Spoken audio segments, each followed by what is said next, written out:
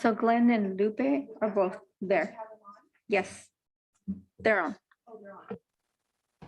Yes, it says that we can't start our video because the host has stopped it. So.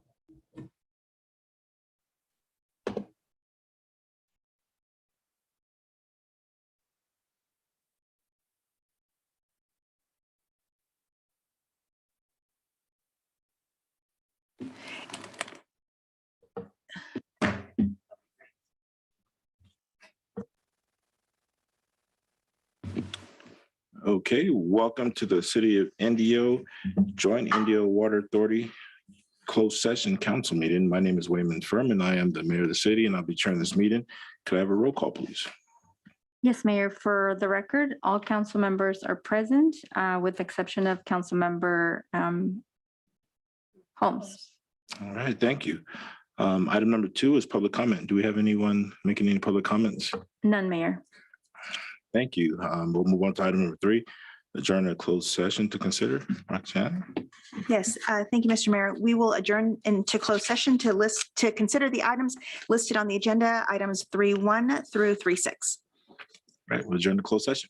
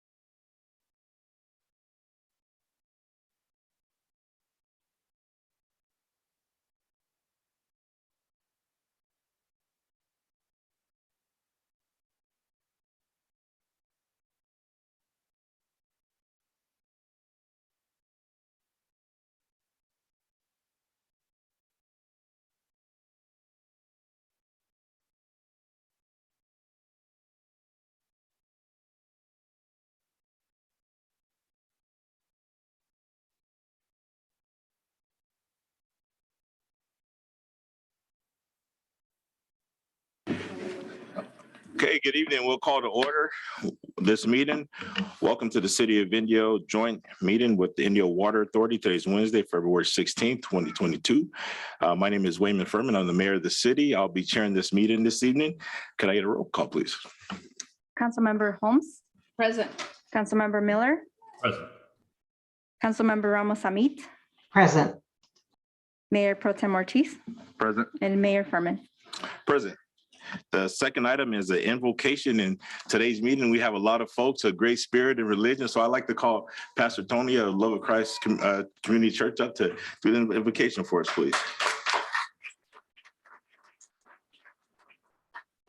Is this on already? All right. Let's pay our respects to the Lord by just bowing our heads.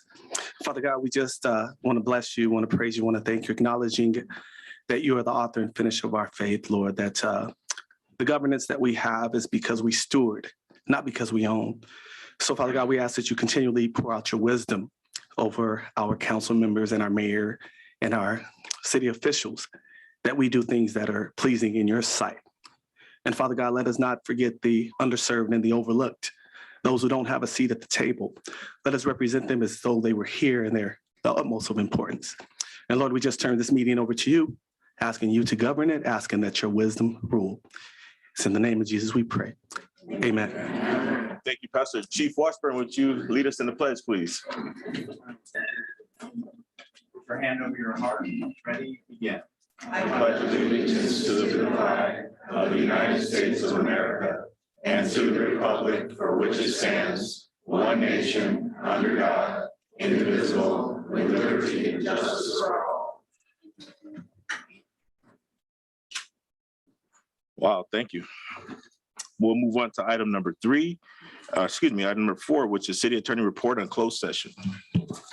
Thank you, Mr. Mayor. The city council met in closed session for the items listed therein, and there's no reportable action. Great, we'll move on to item number 5, which are presentations. I'd like to ask Councilmember Holmes and Mayor Pro Tem Ortiz to join me down on the floor so we can do the proclamation and give away some awards to some of our very dedicated faith-based community leaders here.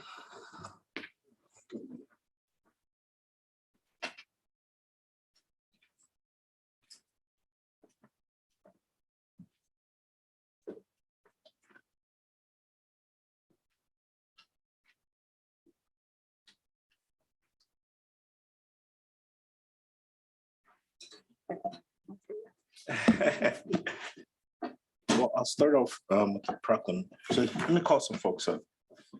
In observance of Black History Month, we as a council and the mayor and the city of Indio, we want to recognize some of our African-American leaders, trailblazers, and bricklayers in our community. If you look next to you in this chamber, this is a representation of Indio. Everyone's represented. And we're very proud of the work that's been done. I promise myself I wouldn't get emotional, but this means a lot to me to be the first African-American mayor of the city and be able to hand out these awards to some of my leaders who paved the way for myself. So I'd like to call up Pastor Carl McPeters of Caracas Christian Center.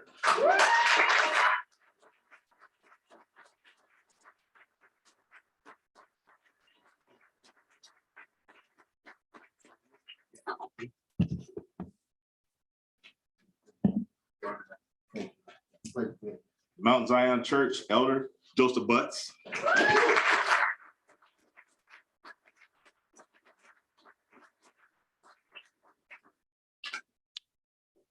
First Baptist Church, Pastor Earl Dixon.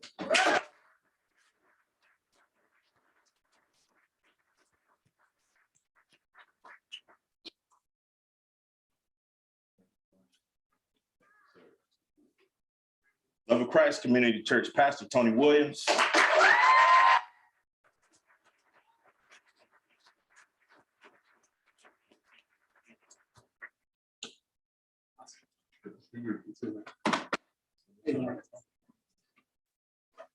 And Are we on? before I move on, I just want to recognize some folks who are not with us anymore. but they are part of this discussion. There's many folks who are not here with us right now that are part of this discussion.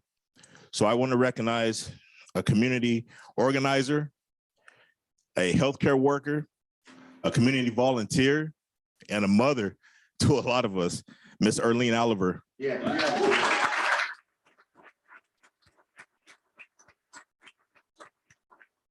And as I had a discussion with Pastor McPeters, during a lot of these discussions and meetings of fighting the good fight on behalf of the people, next to Miss Oliver was also First AME Church Elder Edith Myers.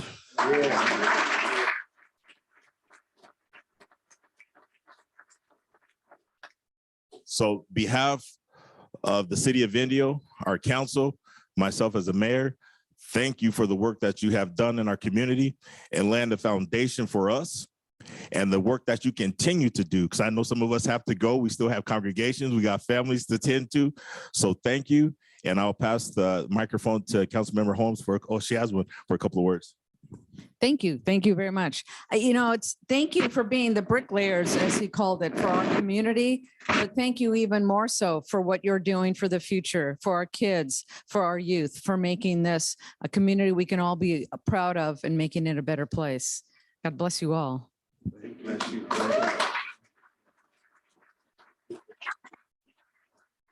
Councilmember Hamid, do you have any words?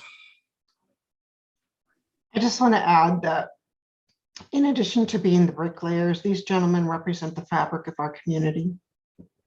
Indio has a long-standing history, and these individuals standing before us have been part of that history. I want to congratulate them and thank them for all the work they have done for our community members.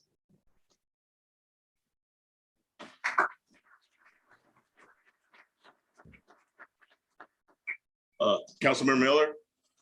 Thank you, Mayor. Gentlemen, I've been to all your churches, and the support that you give just not only our community as a whole, but our congregations that you continue to lead.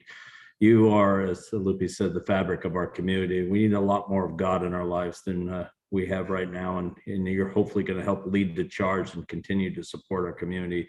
You've made it great so far, and I can't think of anybody else I'd like to help lead our youth and our community into a new revolution of continuing to support it and make it even a greater city in the city of Indio. Thank you for your continued support. God bless you. Bless you.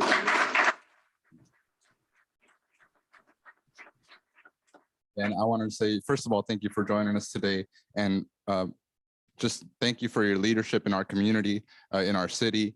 Thank you for helping so many families out here with that special love of religion, and for raising so many good families, raising so many good leaders out here as well. And Tony also helped raise me as I was younger, saw him around a lot. So I really appreciate your leadership in our community. And we're glad to be here with you and glad to have you in our city. Thank you. Thank you.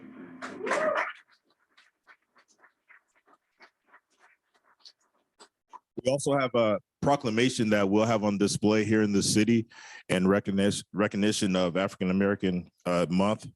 And I want to share a couple of lines off of here that I think are sometimes lost in the discussion and folks are not aware of. And one is that on the world stage, India is famous for its date production, having learned cultivation techniques from both the Persian Gulf and North Africa, where dates as a Degli Noor are native. So what that means is that India is known for the date capital of the world. Some of those dates came from Africa, so our culture is embedded in our history here in the city of Indio. Also, whereas Indio celebrates African heritage with the installation of Symbolic Hay, House of Celebration by artist Francis Carey, a work inspired by the Babu tree, a symbol of community, and the artist native Burkina Faso, West Africa. And that's at the Dr. Carry-On Park. And I believe it's complete with our landscaping. So we'll be having a ribbon cutting there soon.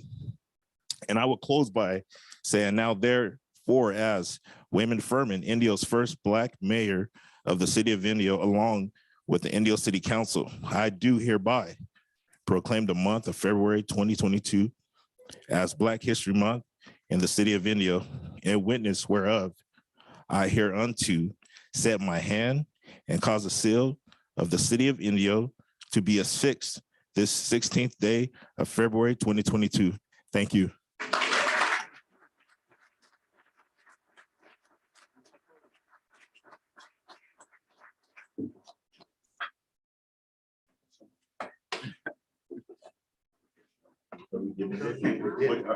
I think the camera will get us all in. We don't have to squeeze too much.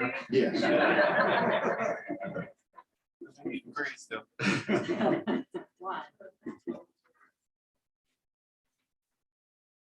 So I covered my stomach. Thank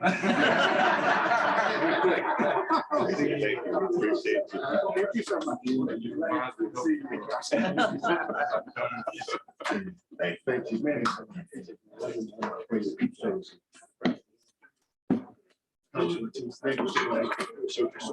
No doubt about it.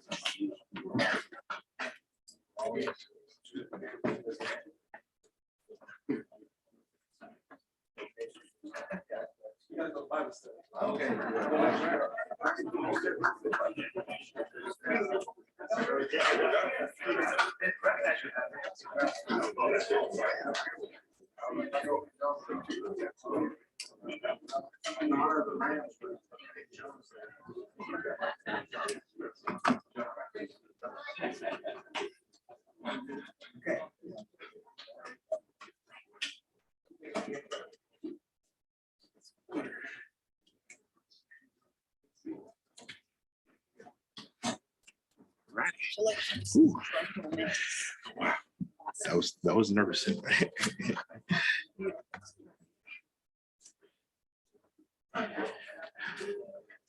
Okay. Still got 20. Okay.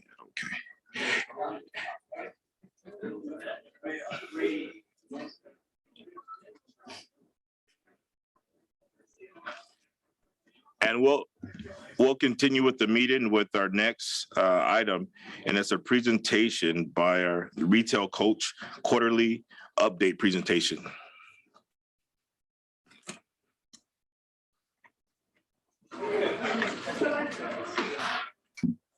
Hi, Mayor, Council. Great to see you again. Thank you for having me. We have a quarterly update presentation.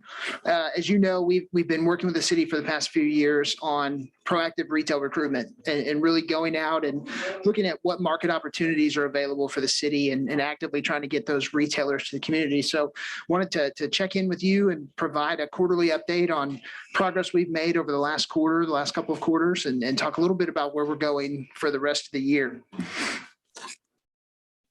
So just for a little bit of context, I know it's been a while since our last update, but our focus has been on really identifying where there's opportunities for retail in Indio. So we started by looking at a detailed market analysis and really honing in on where there's opportunities to not only go and promote the actual retail market that exists in Indio and how that's changed over time and how that's continuing to evolve, but to present those opportunities to retailers and to identify the retailers that we think actually fit in the community, and then actively work as an extension of city staff to go out and create those conversations and have those conversations and ultimately bring those retailers into the city.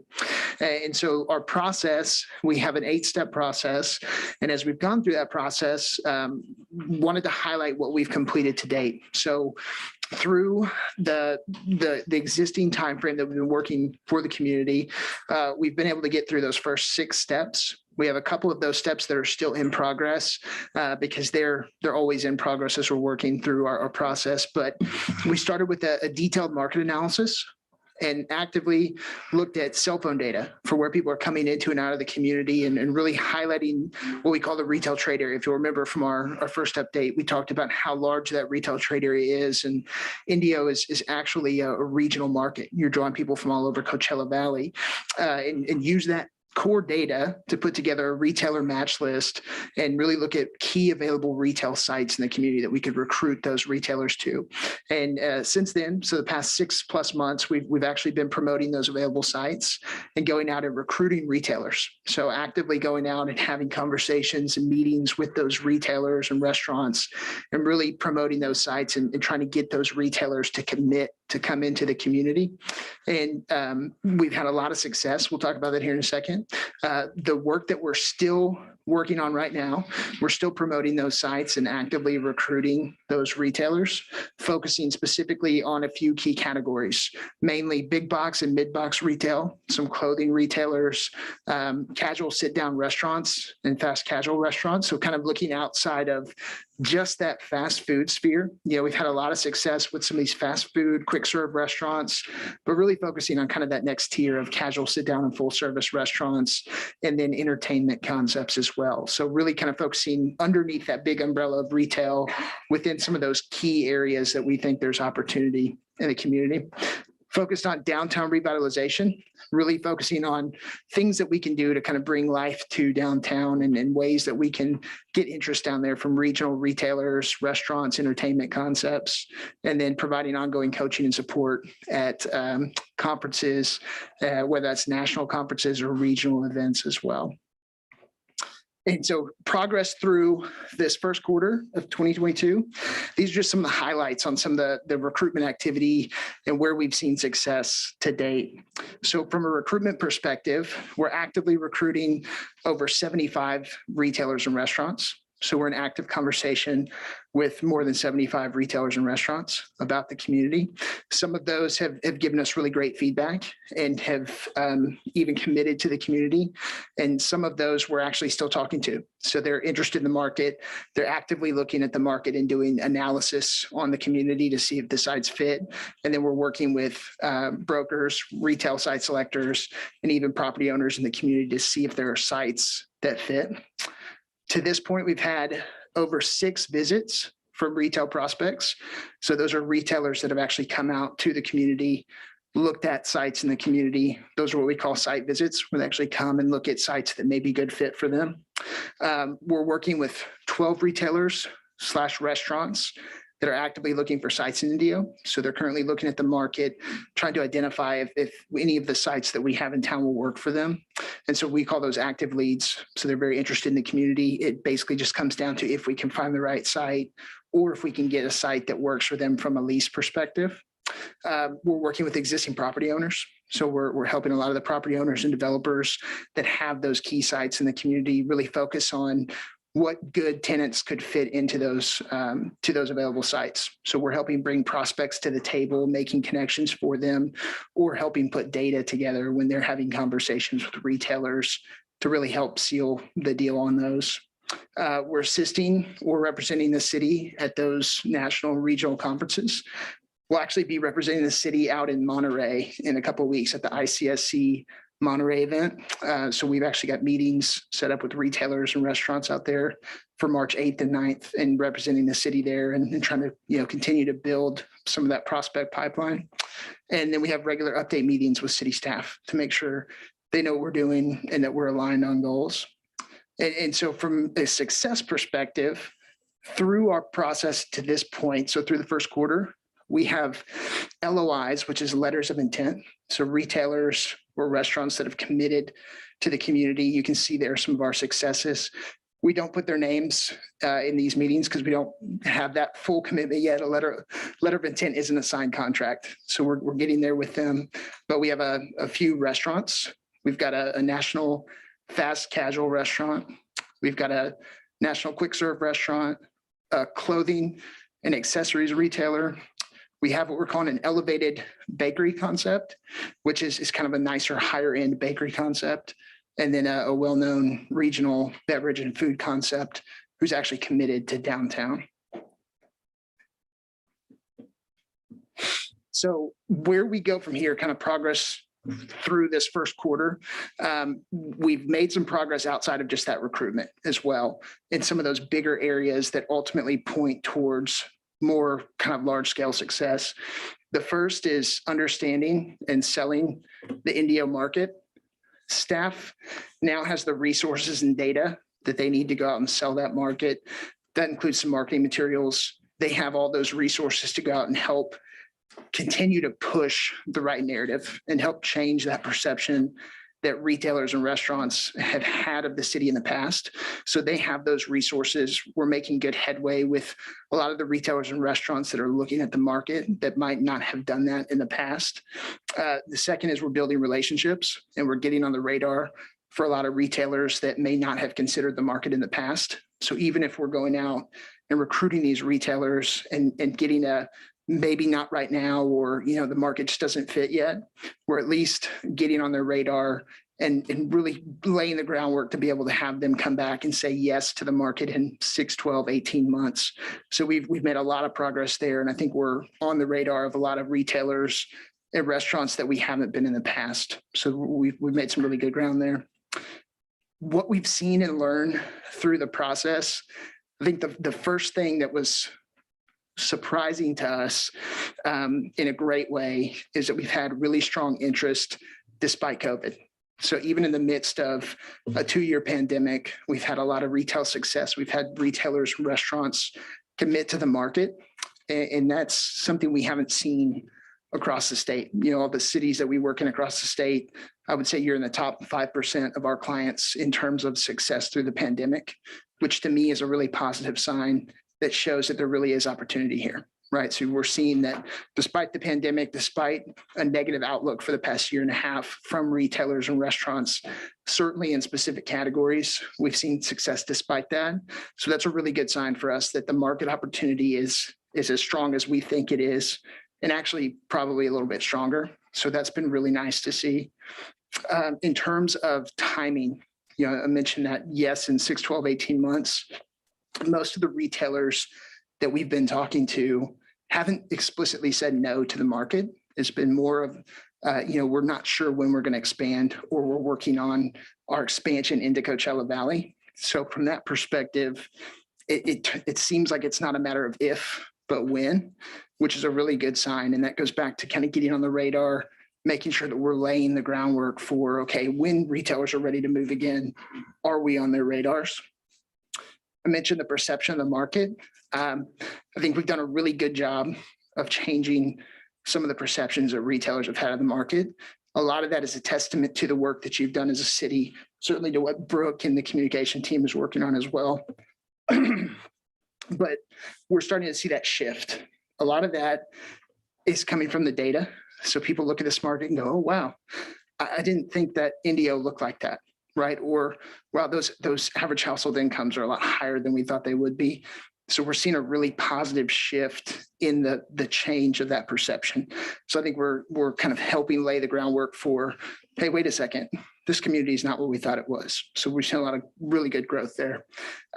Interest throughout the market. You know, when we started this project, we thought that there would be a lot of national interest just on the I-10 corridor where there's most traffic.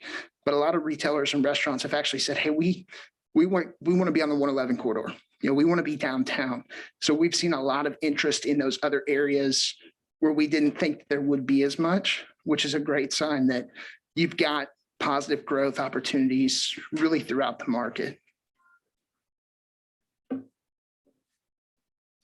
So where we go from here, objectives and priorities, our focus for the rest of the first quarter and the second quarter of this year is first and foremost just continued recruitment for those key retail corridors.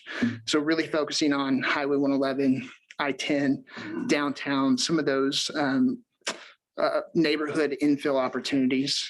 And from a category perspective, focusing on casual sit-down restaurants, entertainment, clothing and accessories, and some of those other leakage sectors where there's a lot of opportunity or where people are leaving the market to go other places.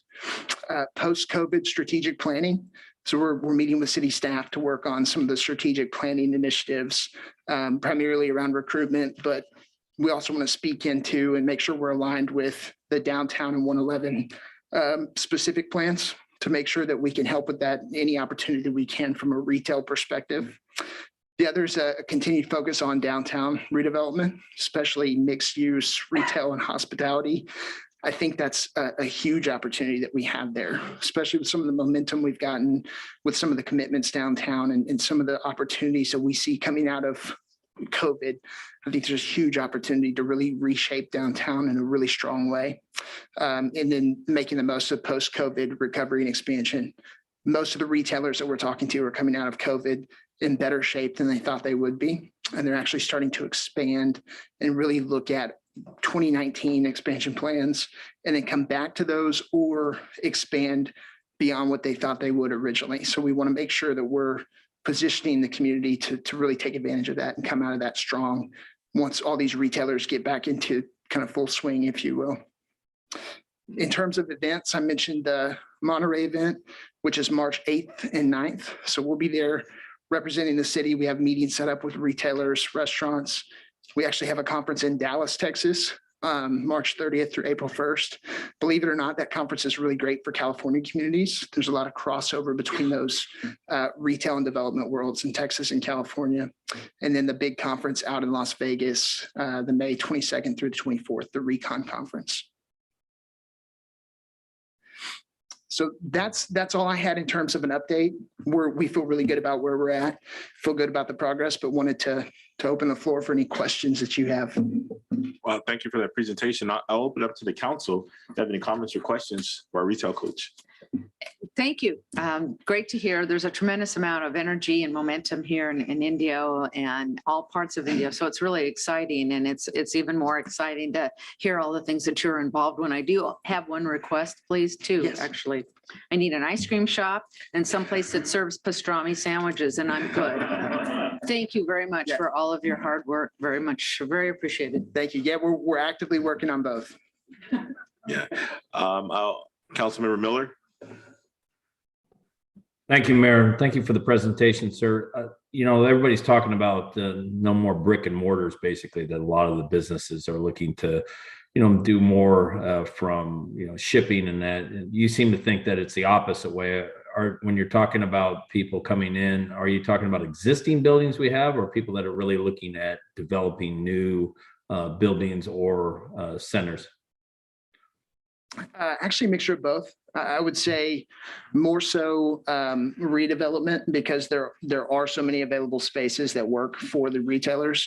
Some retailers prefer new development. So we're working on a lot of the available sites where they could come in and do new builds, but it's a little bit of both with, I would say, a kind of a priority lean towards redevelopment initially, trying to refill or infill some existing spaces.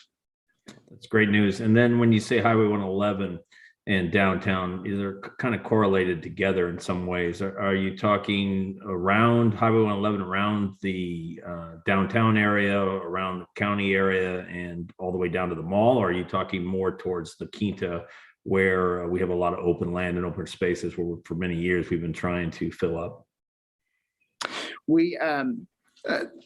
This is not a great answer, but yes, Okay. ultimately all those areas. I would say we have slightly different strategies for different parts of each of those corridors.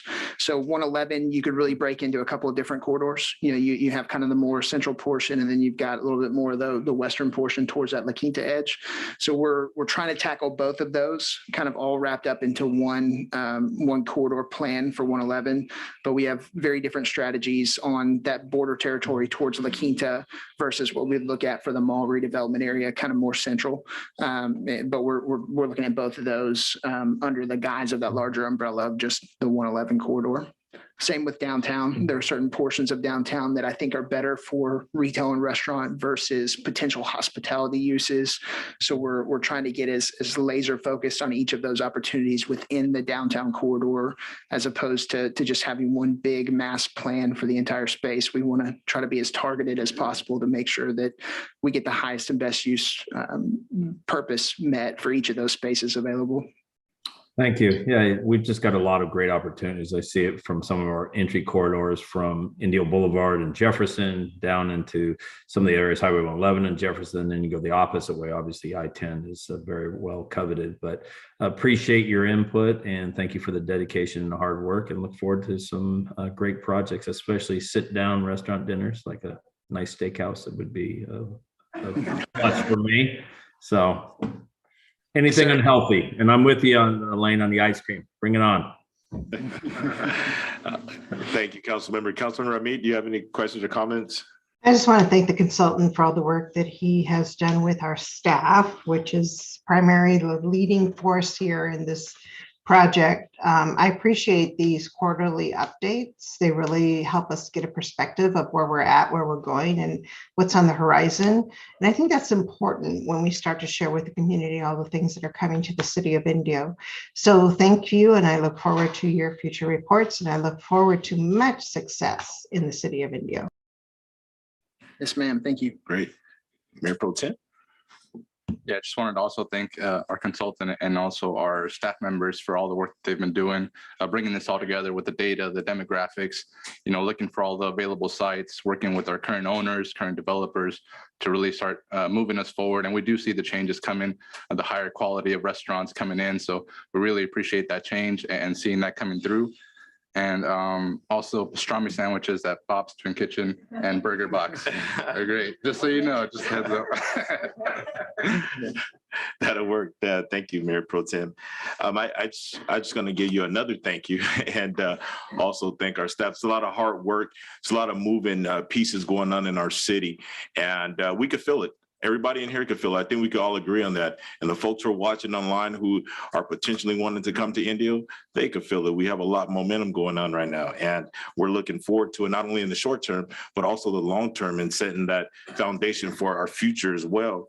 And, I second the projects, the sit down and full service restaurants, but I also want to stress, the central part of our city, the mall, Highway 111 and Monroe. That's, a great opportunity for some of those folks to come in and capture some of those dollars that are going to our festivals or our mall area and Highway 111. So that's great. I appreciate the hard work. I love the data. Mayor Pro Tem spoke about that, being able to see how this data is captured and understand that we are using innovative techniques, not some of the old stuff we used to do. But I want to leave you with this. And before I move into the next item, before our next quarterly meeting, I like our YAC to present us with some kind of report of what you all would like to see in our city and what your peers would like to see, and bring that to the council, and we can relay that to our consultant, because you are our future and you are going in places, or you are in places that we don't regularly visit, and you are going to take us to the next level in our economy and our city and our growth. It's all on our future. So let us know what you want. Talk to your peers in your schools and let us know what you want. So please bring that back to us, and we'll work with the consultant, right? So thank you for your presentation. Looking forward to the next one. Yes, sir. Thank you so much. Appreciate it. Great. So we'll roll right into item number 6, which is our Youth Advisory Council report.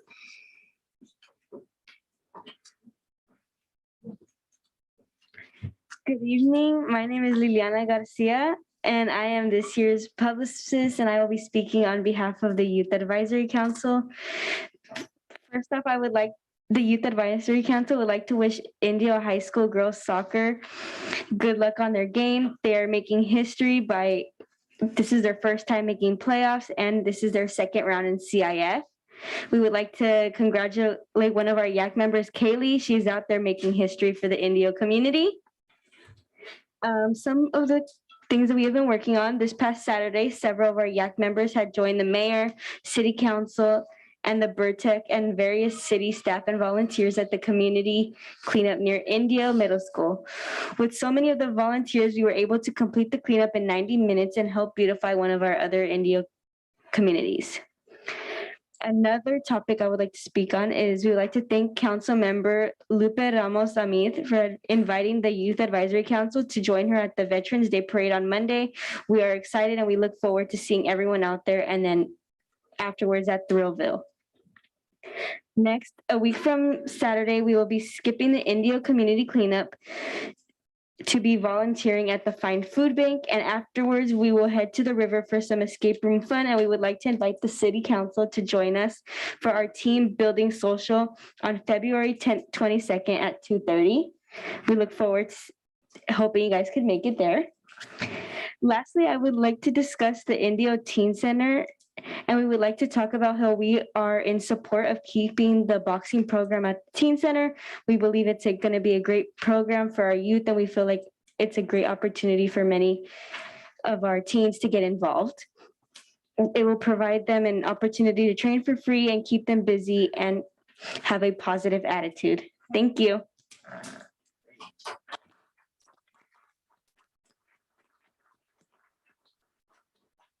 So Liliana, you mentioned, can you share what your passion or your future career is going to be? Yes, so my passion for my future career, I would like to be a speech pathologist. I want to go off and study for 2 years at COD and then hopefully transfer to San Bernardino Palm Desert. I think she's well on her way. Thank you. Right. We'll move on to item number 7, which is report on city council, external and internal boards. Mr. Holmes, ready? Yes. We need an escape room in Indio, by the way. How cool would that be? I'm all about it. That'd be fun. Okay, I have several meetings, just a whole bunch of things going on this month, so I'll try to keep everything succinct. First meeting I had was the Coachella Valley Conservation Commission. A few items of note. We continue to manage the lands, the conservation lands, particularly the tamarisk, the removal of the tamarisk trees, because they just really suck up tremendous amounts of water. And just as a frame of reference, across the entire United States, invasive species cost the US $2.6 billion a year. So here in the desert, in the Coachella Valley, we are working very, very hard to manage the invasive species and try to keep our desert and conservation lands clear. We did spend $76,000 on an additional 166 acres in what is called the Desert Tortoise and Linkage Conservation Area. And this is right along some additional conservation areas so that there's a path, there's additional trails that will be provided up in that area. And really our goal is to conserve as many native land areas as possible.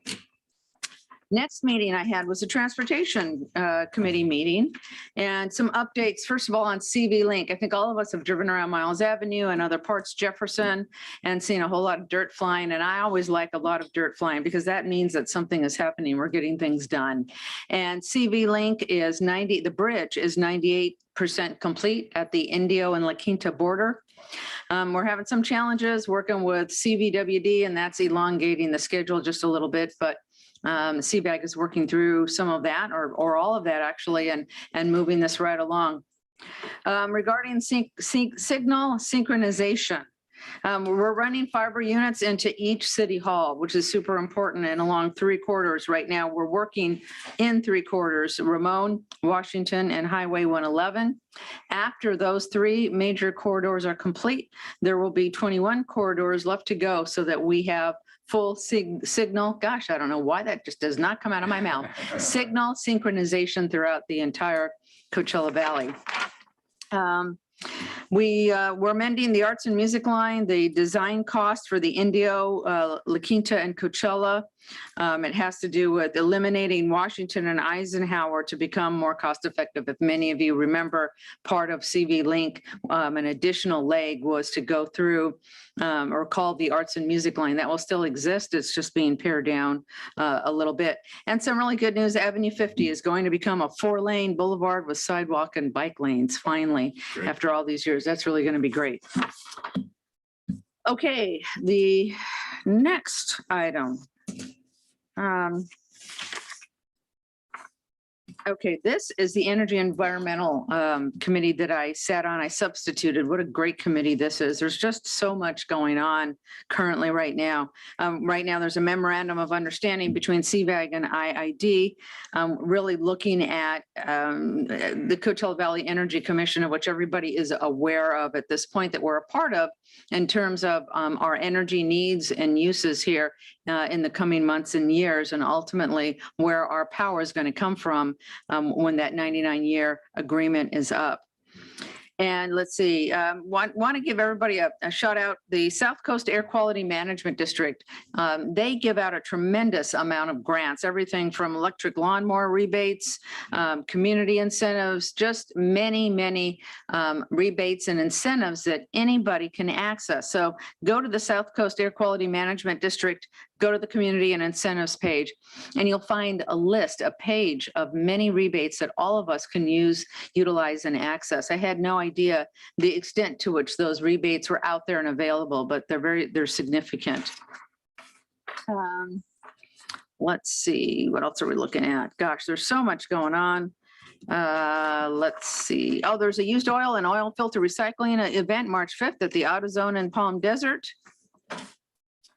And last commission on or attended was the East Valley Reclamation along with Council Member Glenn Miller. Really looking at the recycled water project update.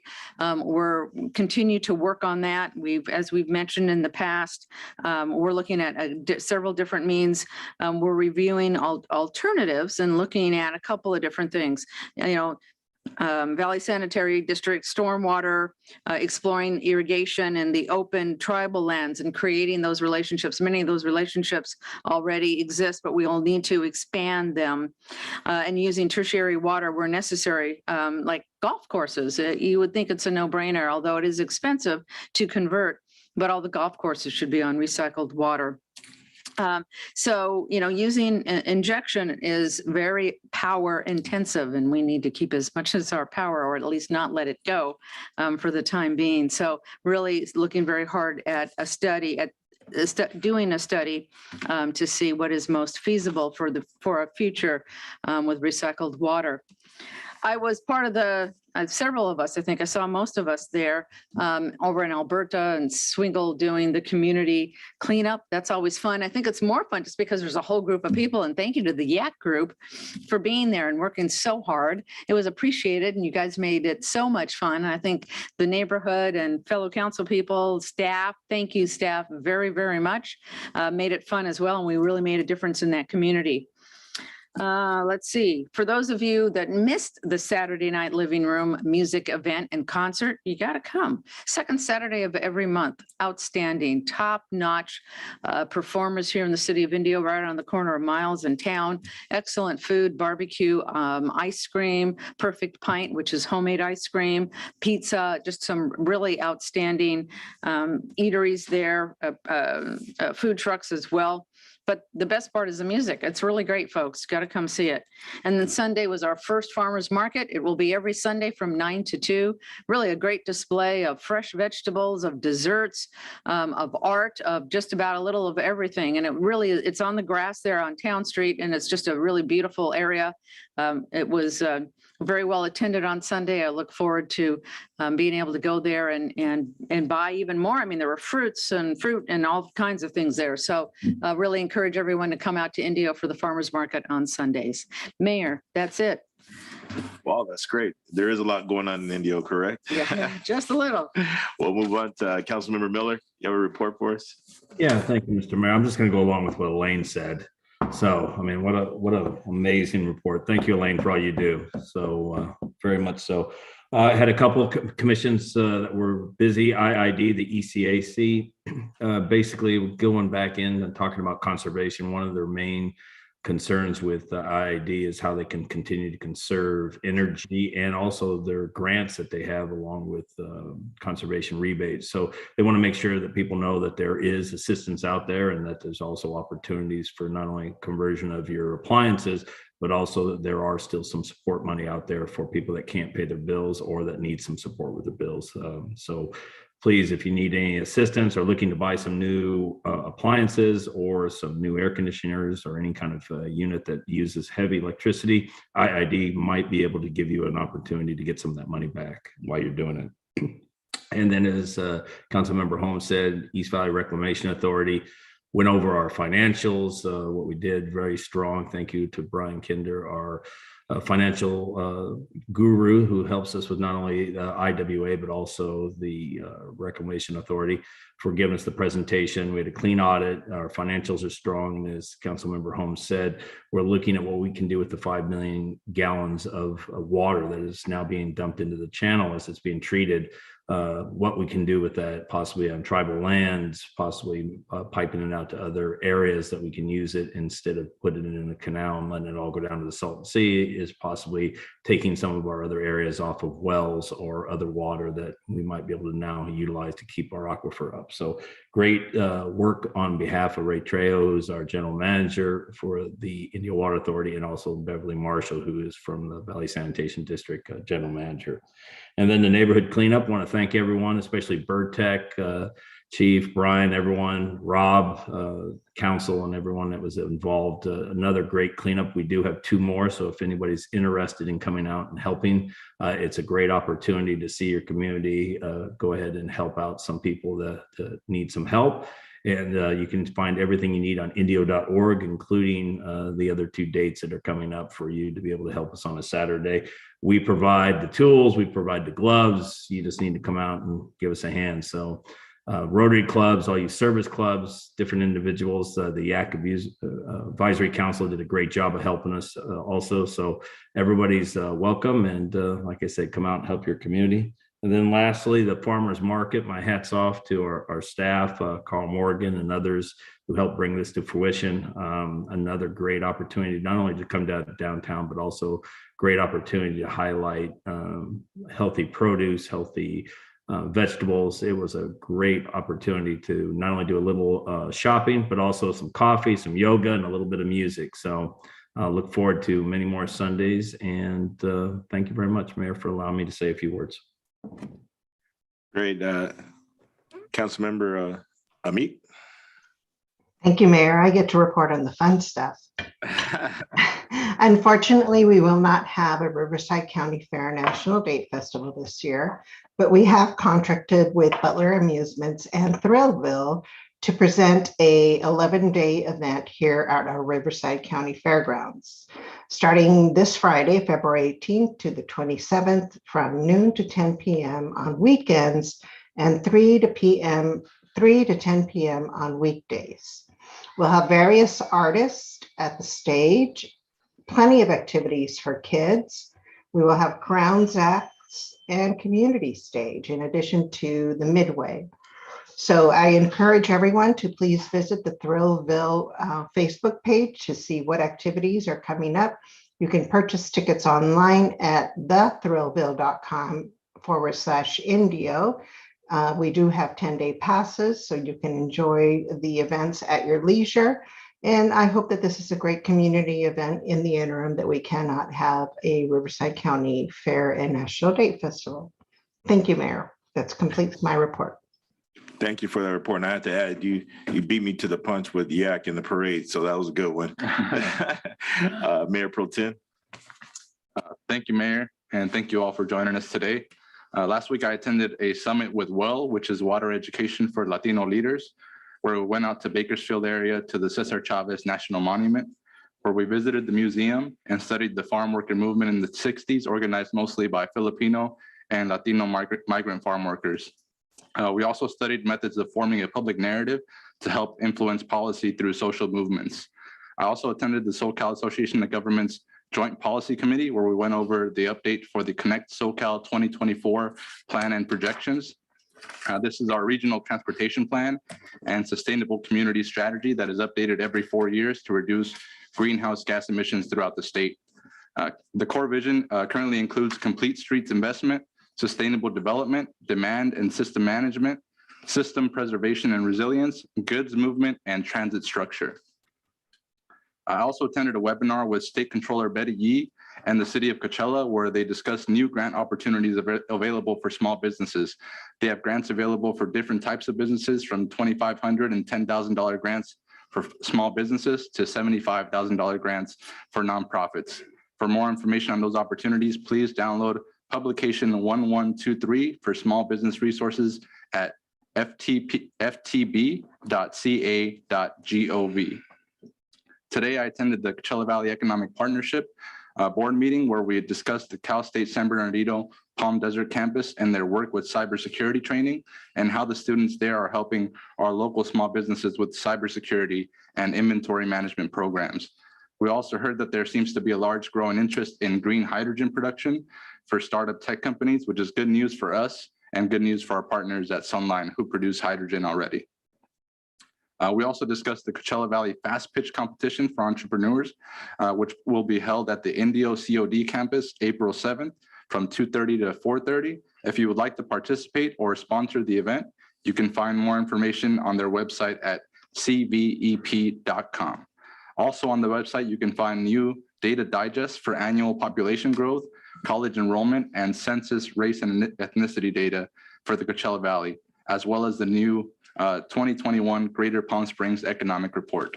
And that's all I have for today. Thank you, Mayor. Thank you, Mayor Pro Tem. I just want the public and everyone to just bear with us. We have an item that we have to start promptly at 6 p.m.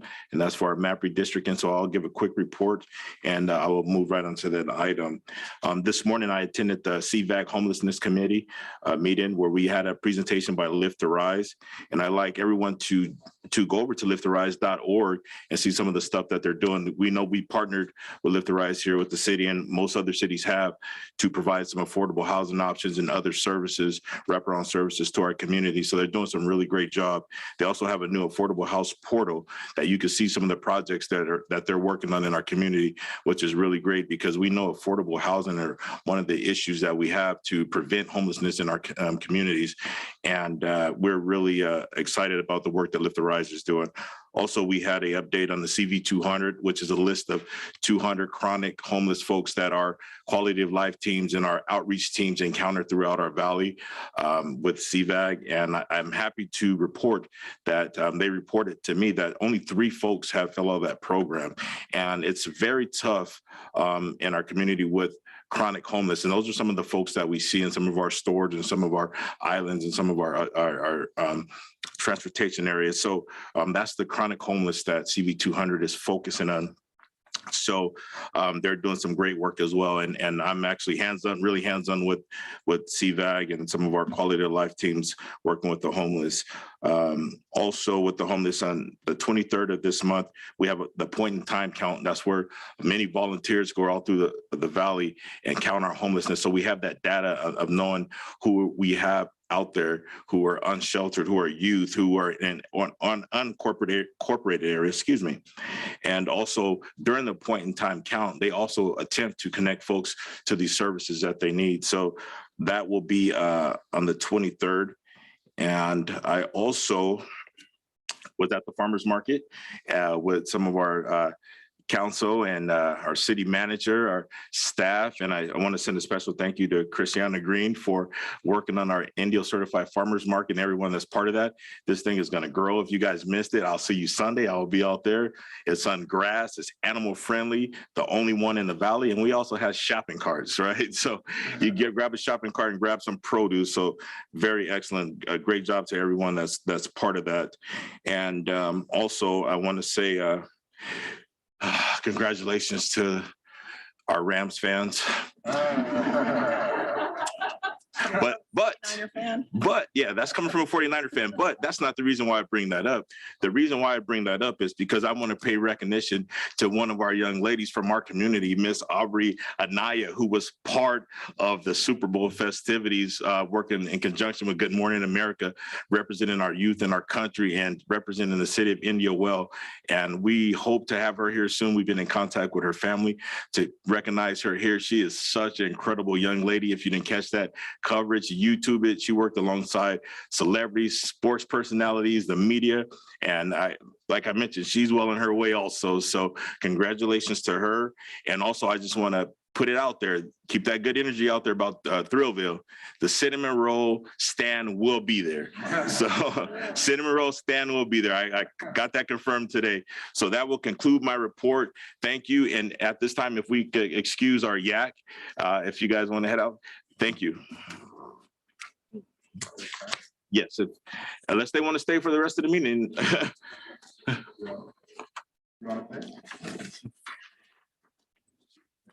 Okay, that's fine with. Yeah, you can leave everything. Yeah. So they said they want to stay for a little while, but we let them know they're free to go whenever they want because we know they got early morning school tomorrow. But you're free to stay as long as you want. So thank you for staying with us for a little while. So what we'll do, we'll move on to our public hearing item, which is item 10.1. It's a public hearing to introduce ordinance 01775, an ordinance of the City Council of the City of Indio adjusting the boundaries of the city council districts and adopting a new official county district map. And our city attorney, Roxanne Diaz, will be starting us off with that. Thank you very much, Roxanne Diaz, City Attorney, and I have with us Jeff Simonetti from NDC. I got it right this time. There you go. I'm going to go ahead, if we can put up the short PowerPoint Next slide, Matthew.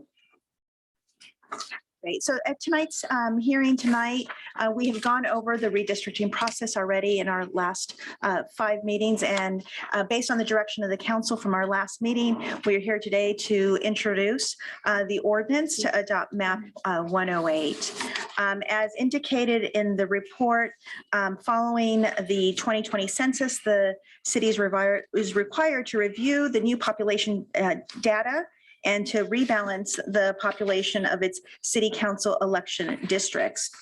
As required by law, we are required to, next slide, please.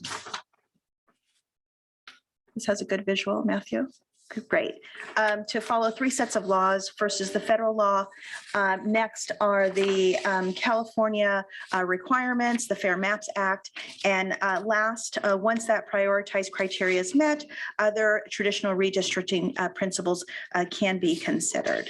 Next slide. And that is our current district demographics. Next slide. And this is proposed map 108. The city's complied with all the statutory procedural requirements and legal requirements during this process, including the creation and maintenance of a redistricting page on the city's website. We have engaged a professional demographer, National Demographics Corporation, to draw boundary maps for the council's consideration based on the 2020 census data and the criteria set forth in the statutes that I just mentioned. We held a community workshop and we've held 5 public hearings to date. I'm available to answer questions, and so is our consultant if the council has any questions. Other than that, we're available as well. I don't have any questions. I don't know if Jeff has anything to add, or I could open the public hearing. Oh, okay. Is there any questions that you may have moving forward? Great, thank you. So what I'll do is I'll open the public hearing and start with some public comments. So I have first comment is Christian Rodriguez Ceja. Yep. We'll get some feedback. So.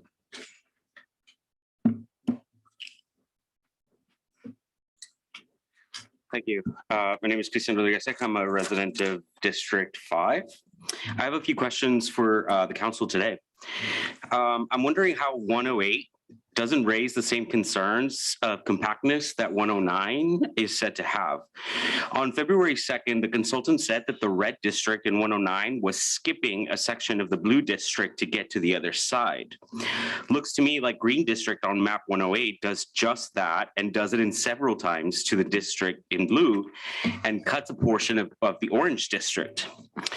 Map 109 does the zigzag only to one district, while 108 zigzags around 2. Second question, which is worse? Having a few Latino VAPs in the center of a district that is predominantly white, even though they share demographics like household income, life expectancy, housing burden, etc., or diluting the poor Latino VAP population into 3 districts where the majority of said districts is predominantly white, of higher income, with longer life expectancy, and all the issues that we've brought to you over and over again. We have not been solely advocating based on race and ethnicity.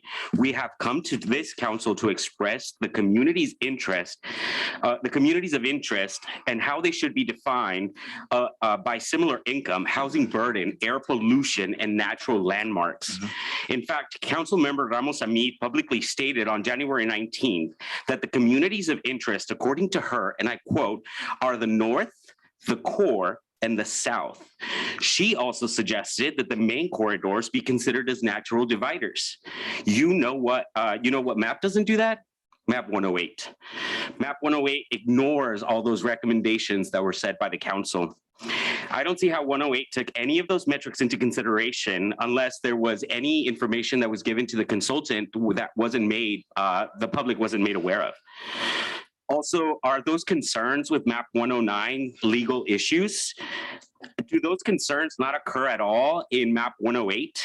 And do those concerns put map 109 out of legally being adopted, as Mayor Furman inferred during the February 2nd meeting?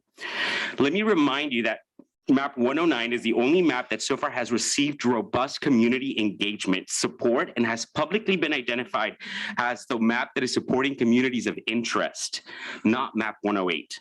Lastly, a council member said that unless we had 45,001 individuals behind our map, we could not speak for the community.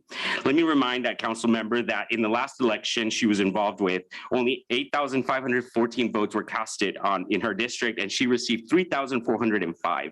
Collectively, since 2018, the council has received 14,712 votes. That's more than 30,000 people under from the standard of who speaks for the community that was given to us last meeting. I ask that the council please stop discouraging civic engagement and stops going against the community voices and vote no on map 108 and adopt 109. Thank you. Thank you, Mr. Sayo, for your comments. Martin Gill.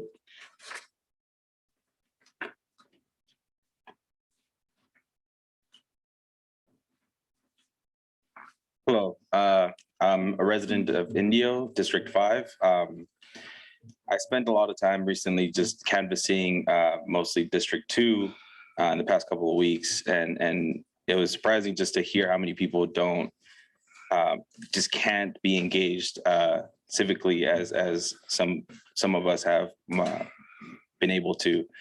A lot of people don't know the representatives and they feel just unheard. I feel like revisiting just the maps, 109 reflects more of communities of interest that people just align with better. That's all I just wanted to say that. Thank you. Thank you, sir. Mr. Jonathan Becerra. Here. Yeah.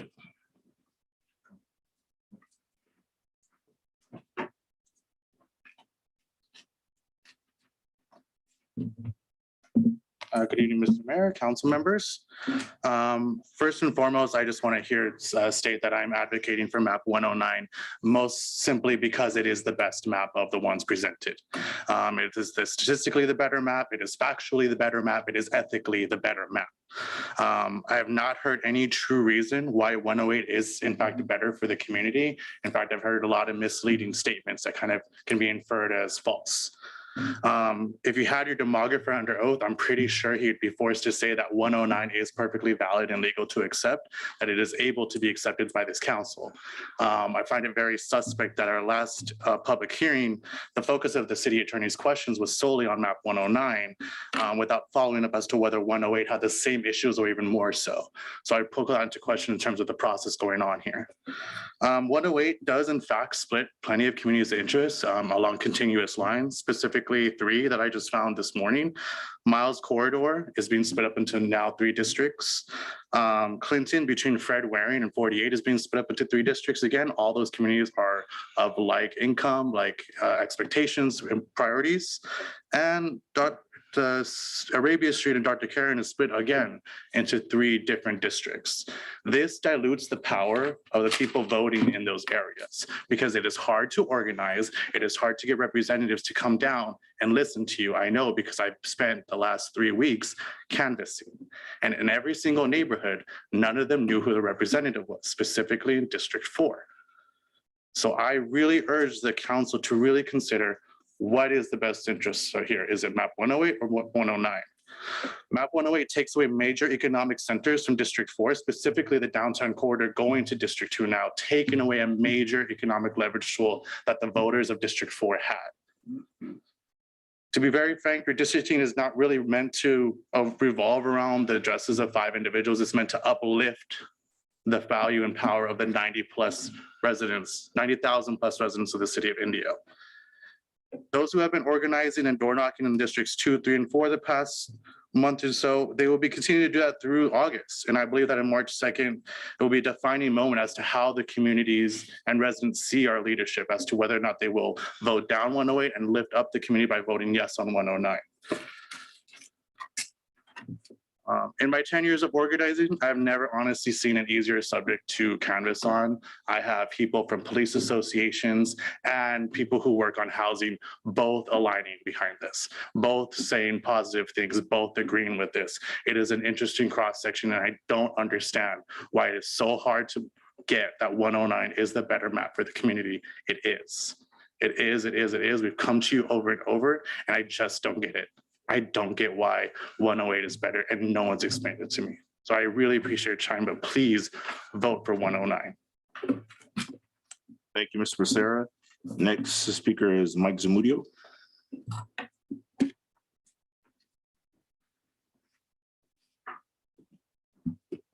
Good evening, Mayor, council members, audience. My name is Mike Zamudio. I'm a lifelong resident here in the city of Indio. I've been here for 64 years. I am here again to express my support of MAP 108 as recommended by the City Council. MAP 108 will ensure that all districts have an equal population balance while making minimal changes to the current district map. While I commend the community groups' activism in supporting MAP 109 and submitting their own maps for consideration, it is my personal opinion that their proposed recommendations are too dramatic, especially for those residents who will not be able to vote for their city council member for 6 years. They also seem to be more interested in creating voting blocks rather than reflecting population changes, which is the reason for redistricting. I will admit that my own personal reasons are that I am extremely happy with the council member that currently represents my district, Mayor Furman. For the first time in a long time, I've seen upgrades in my area that I can actually point to. In addition to sidewalks, LED lighting, repaved roads, he's been the biggest champion for the new Indio Sports Park that seems to finally be coming to fruition. I don't want the momentum he's got going to stop. He already has community support and trust. Please don't disrupt that. I know that all of you represent the entire city, but with our city's rapid growth, you can't be at all places at the same time. It helps each resident to have that one contact that they can reach out to and get a response. And of course, if they don't respond, then it will have to be dealt with during the next election. Thank you for your time, and please approve MAP 108. Thank you for your comments, Mr. Zamudio. Next speaker is Ana Vargas.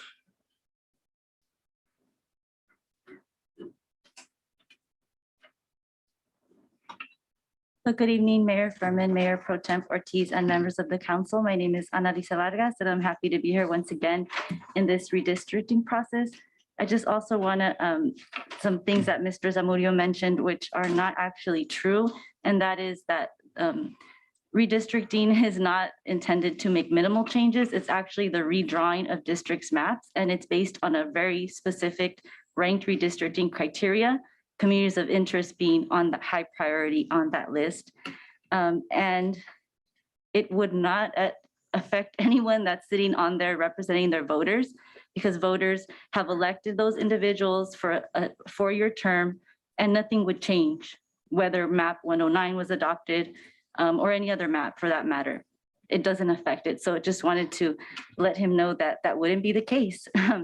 And as you already know, we are knocking on doors and speaking to Indio residents. Most are not aware of the redistricting process, but very interested once they learn its purpose is to redraw district lines and support the fair representation of each individual. If you plan to canvass in Indio, being bilingual is a must. The majority of folks who open their doors are Spanish speaking. I would also like to say that comments made by Councilmember Lupe Ramos Amiz at the previous public hearing were not only irresponsible, but very disrespectful to many of us. It's no wonder that the city has been so slow in implementing basic translation services to our Spanish-speaking community. This form of disenfranchisement is unacceptable. And I would like to thank and commend Mayor Pro Temp Ortiz for truly listening to the community and following the ranked redistricting criteria when making his decision. Mayor Pro Temp Ortiz is the only one that can truly say he represents the voice of the community. He followed both federal and state law to ensure that communities of interest were prioritized and kept whole. Interestingly enough, other council members have stated that they not only represent their district, but the whole city of Indio. We all know that actions speak louder than words. The citizens are coming to you and expressing their preference, which is map 109, Indio Residents United map. We are the experts, actually, because we are part of this community and our lived experiences are proof of that. We don't have to bring 45,001 community members to prove that. What will it take for you to listen to your constituents who you were elected to serve? The redistricting process is intended to be one of the most inclusive exercises of our democracy, where the voices of all residents and communities are heard, respected, and included in the drawing of district boundaries. It's the community's voice. It's about community's voice and ensuring fair representation, not about retaining your seat in the city council. We are when choosing to adopt map 108, you didn't give any valid reasons. So that's why I'm here to urge you that we must adopt map 109. Thank you so much. Thank you, Ms. Vargas. Ms. Sabdi, do we have anyone online? Yes, Mayor, we have Luis Huerta. You have 3 minutes. Hi, good evening, City Council. My name is Luis Huerta Silva, and I serve as redistricting organizer with California Common Cause, a nonpartisan grassroots organization dedicated to upholding the core values of democracy. Recent comments made by City Council members at the February 2nd redistricting hearing have caused concern and are why I comment today. First are the comments describing the efforts of community members as misplaced by City Council member Ramos. When referring to issues like housing burden and environmental issues, the council member deferred responsibility to the state legislature, stating, quote, "You're talking about things that our state legislature have control over, not a city council," end quote. We disagree. When Indio has when a community is in need of green spaces like parks, or to not have flooding go unaddressed any longer, Indio has environmental and health issues to address. When a community is needing safe and affordable housing and rental assistance due to a crippling pandemic, Indio has a housing problem. So to dismiss these issues as anything but within the purview of a city council is not only disrespectful to community members, it undermines their intelligence and efforts to engage in civic discourse. In a process like redistricting that comes only once in a decade, this discourse should instead be encouraged and fostered. Additionally, these comments ignore the redistricting criteria established by the Fair Maps Act, which describes communities of interest as, quote, "a population that shares common social or economic interest that should be included within a single district for purposes of its effective and fair representation," end quote. Comments that pertain to air quality, quality of life, housing burden, renter, income disparities, culture, biking, community centers, flooding, schools, histories. These all describe communities of interest. City Council has been reminded of this definition at every hearing by the demographer, so it should not be in contention the placement of public comments pertaining to the environment or housing in redistricting discussions. I ask that the City Council reflect on the many testimonies shared and the stories of communities of interest described to them. Give them the respect and attention they deserve in making your final map decisions today. The redistricting rules are different than the districting rules of years ago, and the City Council should be responsive to those said laws. Thank you for your time. Thank you, sir. Do you have any? Next, we have Vanessa Becerra, followed by Jose Garduno. Ms. Becerra, you have 3 minutes. Good evening. My name is Vanessa Becerra, and I'm a resident in Indio. I support map 109 as it prioritizes keeping communities of interest whole and providing more accurate balance of representation. Despite the concerns that were within the report, it fully complies with Section 2 of the Voting Rights Act and includes 4 VRA districts with over 50% CVAP or Latino CVAP. Yeah, and I really urge that the council adopt 108 or 109 and not 108. We haven't really heard any reason for 108 other than it was balancing out the population, which is just one criteria. So please revisit your criterias and support the community with map 109. Thank you.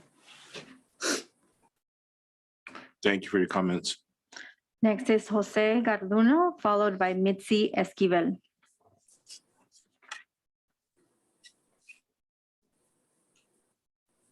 Jose, you have 3 minutes.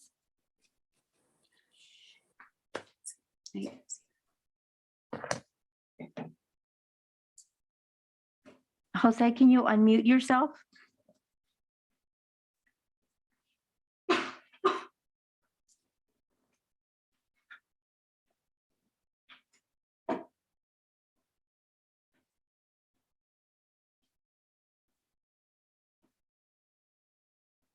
Mayor, do you want to go with Mitzi and then we come back to Jose? Yes. Okay. Mitzi, you have 3 minutes. All right. Hello. Can you hear me? Yes. All right. Hello. Good evening, council. My name is Mitzi Esquivel and I'm from District 4.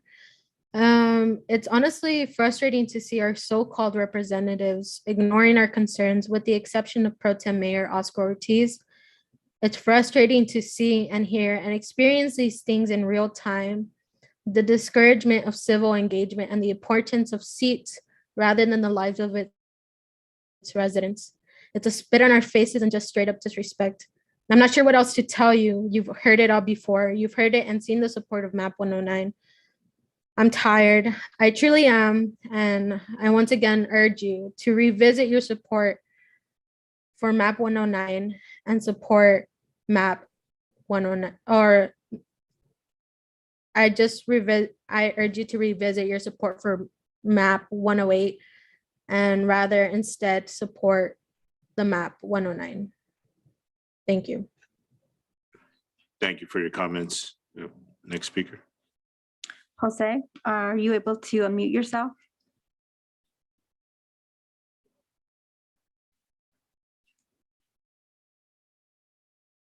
Okay, we can go with Lizette.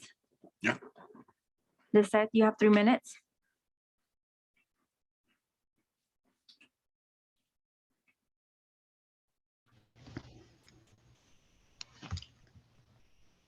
Hello, can you hear me? Yes. Hi, sorry. Hello, I am Lizette Pacheco, resident of Indio, and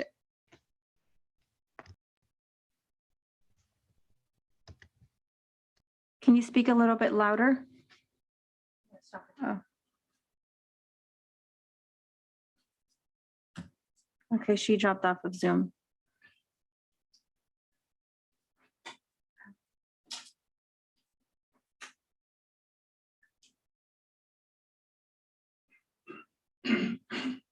Jose, do you want to try again to unmute yourself?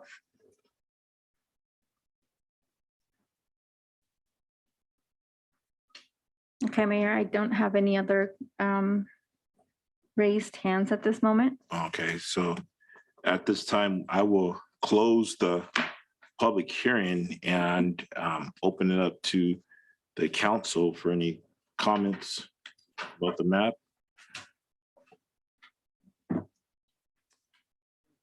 Comments. Councilmember Amit, do you have any comments or questions? I have no questions. I want to thank everyone for their participation. This has been a lengthy process, whereas city staff has gone out into the community to receive firsthand input on the mapping process. And also, of course, this citizens group who has had their own outreach process. So I want to thank everyone for being engaged in this process. And at the end of the day, our goal is to represent the entire community. And I just want to thank everyone for being part of that. Thank you. Councilman Miller. No comments, Mayor. Looking forward to moving forward after this long ordeal and looking at hopefully picking a map and moving forward. Thank you, sir. Mayor Pro Tem. Yeah, I'm still not in support of map 108, which is what's currently proposed. I'm still think map 109 makes a lot more sense. I think for the second time, we haven't really heard any good reasoning for map 108 from any comments from our council members here.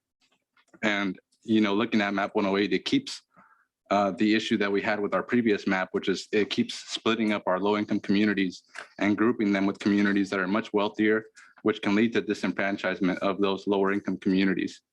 I don't think it's most important to stick to being as close as we can to the current map. And even then, I haven't heard any good reasoning for the changes that are proposed from the current map to map 108. And so one of the examples of why I have an issue with map 108 is, you know, how can we justify grouping the areas around Martha's Village and South Jackson Park, an area that has 90 to 100% severe rent burden, which means people are spending more than 50% of their income on rent. How can we justify grouping that with Terra Lago, which has a much higher income and, you know, 10 to 20% rent burden from the data that we have? There are also disparities between these two neighborhoods in life expectancy and environmental impacts. And so, you know, why would we include the Jewel community in North Indio with Shadow Hills and Shadow Lake? You know, these are communities with very different needs. And so keeping, I think, you know, that's just one example of these maps, right? But keeping the Jewel community in North Indio with the area around Martha's Village and South Jackson Park makes a lot more sense to me as far as following the state guidelines of keeping communities together. And so map 109 keeps Jewel community with South Jackson Park and keeps Terra Lago with Shadow Lake and Shadow Hills. And so this makes it more possible for low-income communities to elect a representative who will focus on the issues that they see in their community. And we know historically, splitting these communities up can lead to disenfranchisement of these areas because, you know, the people in the wealthier communities are going to have much larger funds, you know, probably more funds to run a large election against somebody in those low-income communities. So I think we're headed in the wrong direction, and I'd like to hear, you know, what is the reasoning for keeping this going? Well, that's it already. Well, I think after 5 public hearings, we came to a point to where working with the consultant, our outreach, and also the community, you know, there's some concerns that are raised and some valid points on both sides. And at this point, I think the council has the responsibility to listen to their constituents at large. And currently we're in districts, you know, and it's been said that we all represent our city as a whole. But do we have some challenges in our cities that need to be addressed with our individual representatives? Yes, we do. Are you doing that in your district? Are you doing that now? That's some of the questions we need to be asking now and moving forward. But I think we're at a point now to where we need to move forward with the consensus that we have. And so I would ask if anyone would like to make a motion. Are we done with all the comments? Yes. There's no further comments. From council? Council. Okay, can I make another comment? Absolutely. So I think right now we keep talking about, you know, our current representatives and how we represent our districts, or if we represent the city at large. But that is not the discussion we're having now. This is the future of 10 years of representation in our city. You know, we might not be here by that time. So we're trying to set it up so that in the next 10 years, how do we make sure that all of our communities are kept, communities of interest are kept together so they can elect the proper representative? And how do we make it the best map possible to provide that representation for our residents? So I just don't want to change that conversation to, you know, we all represent the city. Yeah, it's true. And that's always going to be the case, right? But it does impact who gets elected into these positions. And the current map doesn't provide that representation. It doesn't follow, you know, it might be legally acceptable, but it's not the best way to provide representation to all of our communities, and making sure that those communities that have been underrepresented in the past have the best representation that they can moving forward for the next 10 years. So that's my comment. Thank you, sir. So, And I'd like to go ahead and make a motion because I think that I am proof that the system works. I was elected as a Latina in a district that is minority Hispanic. So I would like to waive full reading of ordinance number 1775, an ordinance of the City Council of the City of Indio, adjusting the boundaries of the City of Council districts and adopting a new official council district map. Based on the results of the 2020 census, introduce the ordinance by the only title and request the city clerk to read that title. I'll second that motion. I have a first and a second. Can I have a roll call vote, please? Councilmember Holmes. Aye. Councilmember Miller. Aye. Councilmember Ramos Amit. Aye. Mayor Pro Tem Ortiz No. and Mayor Furman. Aye. Motion passes 4-1. And now I will read the ordinance into the record. Ordinance number 1775. An ordinance of the City Council of the City of Indio, adjusting the boundaries of the City Council districts and adopting a new official council district map for the City of Indio based on the results of the 2020 census. Thank you, Mayor. Thank you. So we will move around now in our agenda and get back to our item number 8, city manager reports and information. Thank you, Mayor. There are some exciting things to report. A lot of, go ahead. If you give me just a second to escape, please. Due to a property owned in the area where these comments are going to occur, I must recuse myself. Oh, okay. Which I shall do. Yes, And thank you. Yak's requesting to leave as well. Yeah, we had some step out, so. Thank you. Thank you. Great, and Thank you. that's Good job. Ms. Holmes owns property in the area, and under the rules of the FPPC, she's able to sit in the audience when she comes down from the dais because it affects her property interest. Thank you. Thank you. You mentioned it earlier, Mayor, where there's a lot of work going on behind the scenes, and sometimes it takes quite a bit of time for these matters to come forward and to be presented. Tonight, I'm happy to report we have 3 such matters to discuss relative to the reinvigoration, let's call it, to reinvigorate, re-enliven our downtown. So just briefly, these are presentations, but certainly there's some room for some council comments and input. We want to make sure we're headed in the right direction. Many of these have been researched to a significant degree. There have been reports submitted to the city council, but this is mostly a preview of what we want to present to you for final approval at a later date. So we've discussed in both the downtown specific plan, as well as has been mentioned, we have already started our second Saturday center stage concerts. They're being held temporarily on a stretch of grass at Miles and Smur. But again, as has been identified in the downtown specific plan, we want to develop a outdoor living room park where a stage could be set up. And these type of concerts, events, and other activities would have a home for the community. So we're very blessed to have some very competent professionals assisting us in this process. I'd like to introduce Chris Herman, as well as he's got some of his team here, as well as the architect working on this project.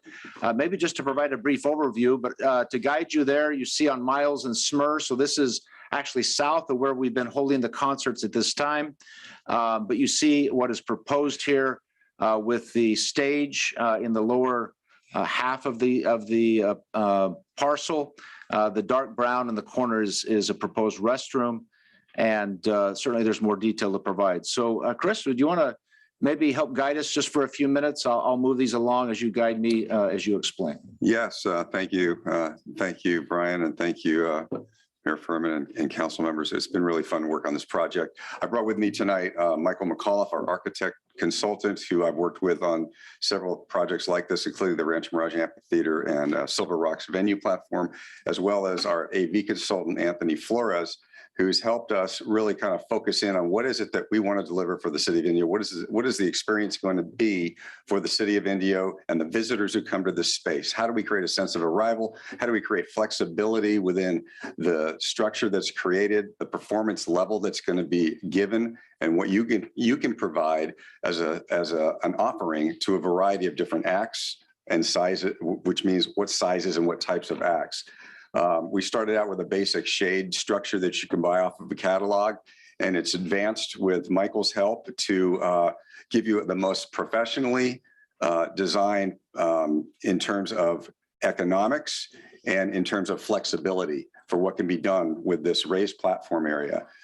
You can see quickly here a SketchUp image of where we are to date with about a 30-inch platform, steel structure, and what we have here is sort of a dropping light rig that is operated by motors, which is a square structure, and some sort of covering to give it some interest. The Indio logo is branded behind on top, just like you see on some of your new branding on the top of the crossover wall.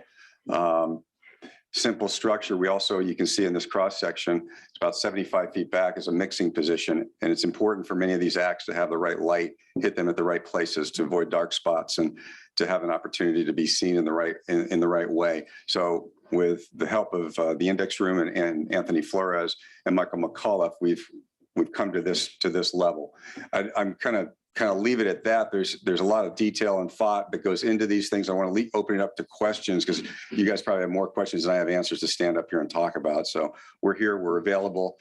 We can answer all of those questions regarding the site. I just wanted to point to a couple more things on the site. If you go back to the site plan, we oriented the stage platform to the lower left with access for backstage from a double gate on the left side. And there's another double gate along the alley that goes along to what's a manufactured or pre-manufactured restroom building with additional storage.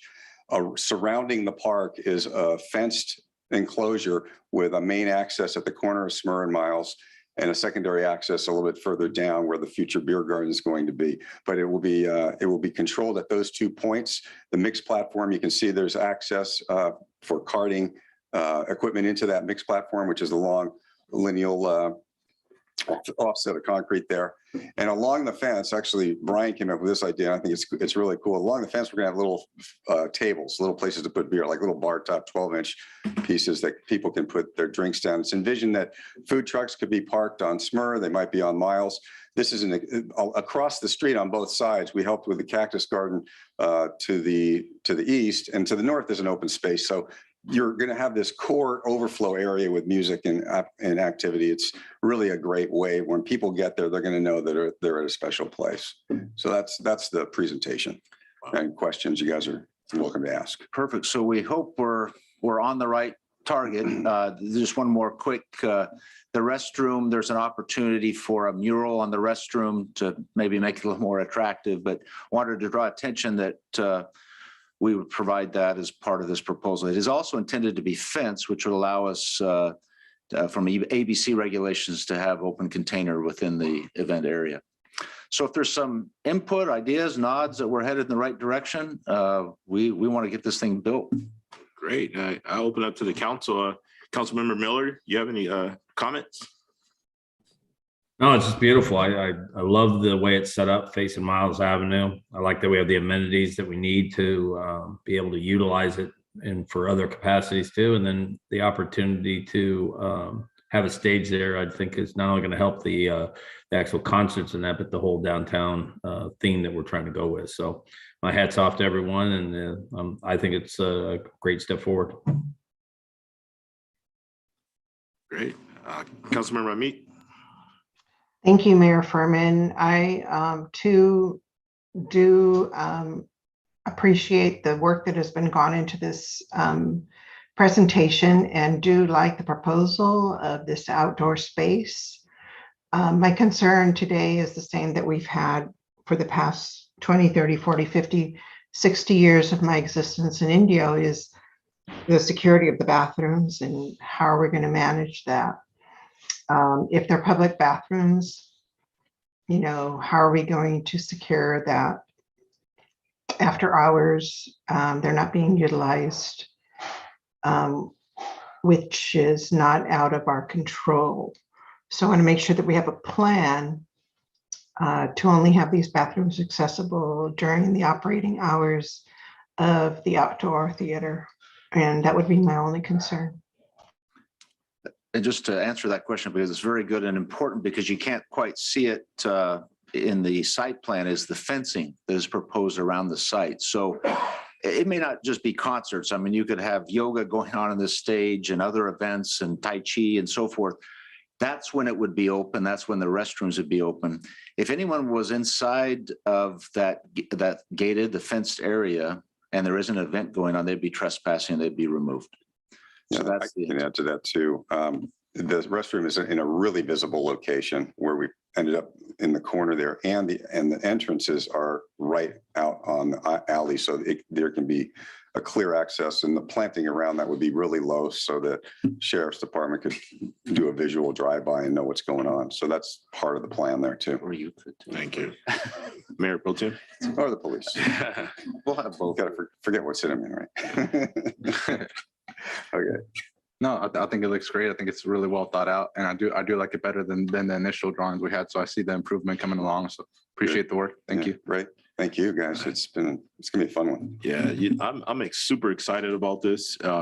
We're creating the synergy downtown that when we say we're setting the stage in Indio, we're setting the stage, and this is part of it. This is part of that growth downtown that we've been waiting for. And this looks like it's going to be a state-of-the-art stage, and we want a state-of-the-art stage. We want some nice performances going on down there, but we also want coffee in the park for our seniors on the weekend mornings, or moving on down after the farmers market. So I think this is going to be great, and you know, it's evolved from the initial plan, like all plans usually do, right?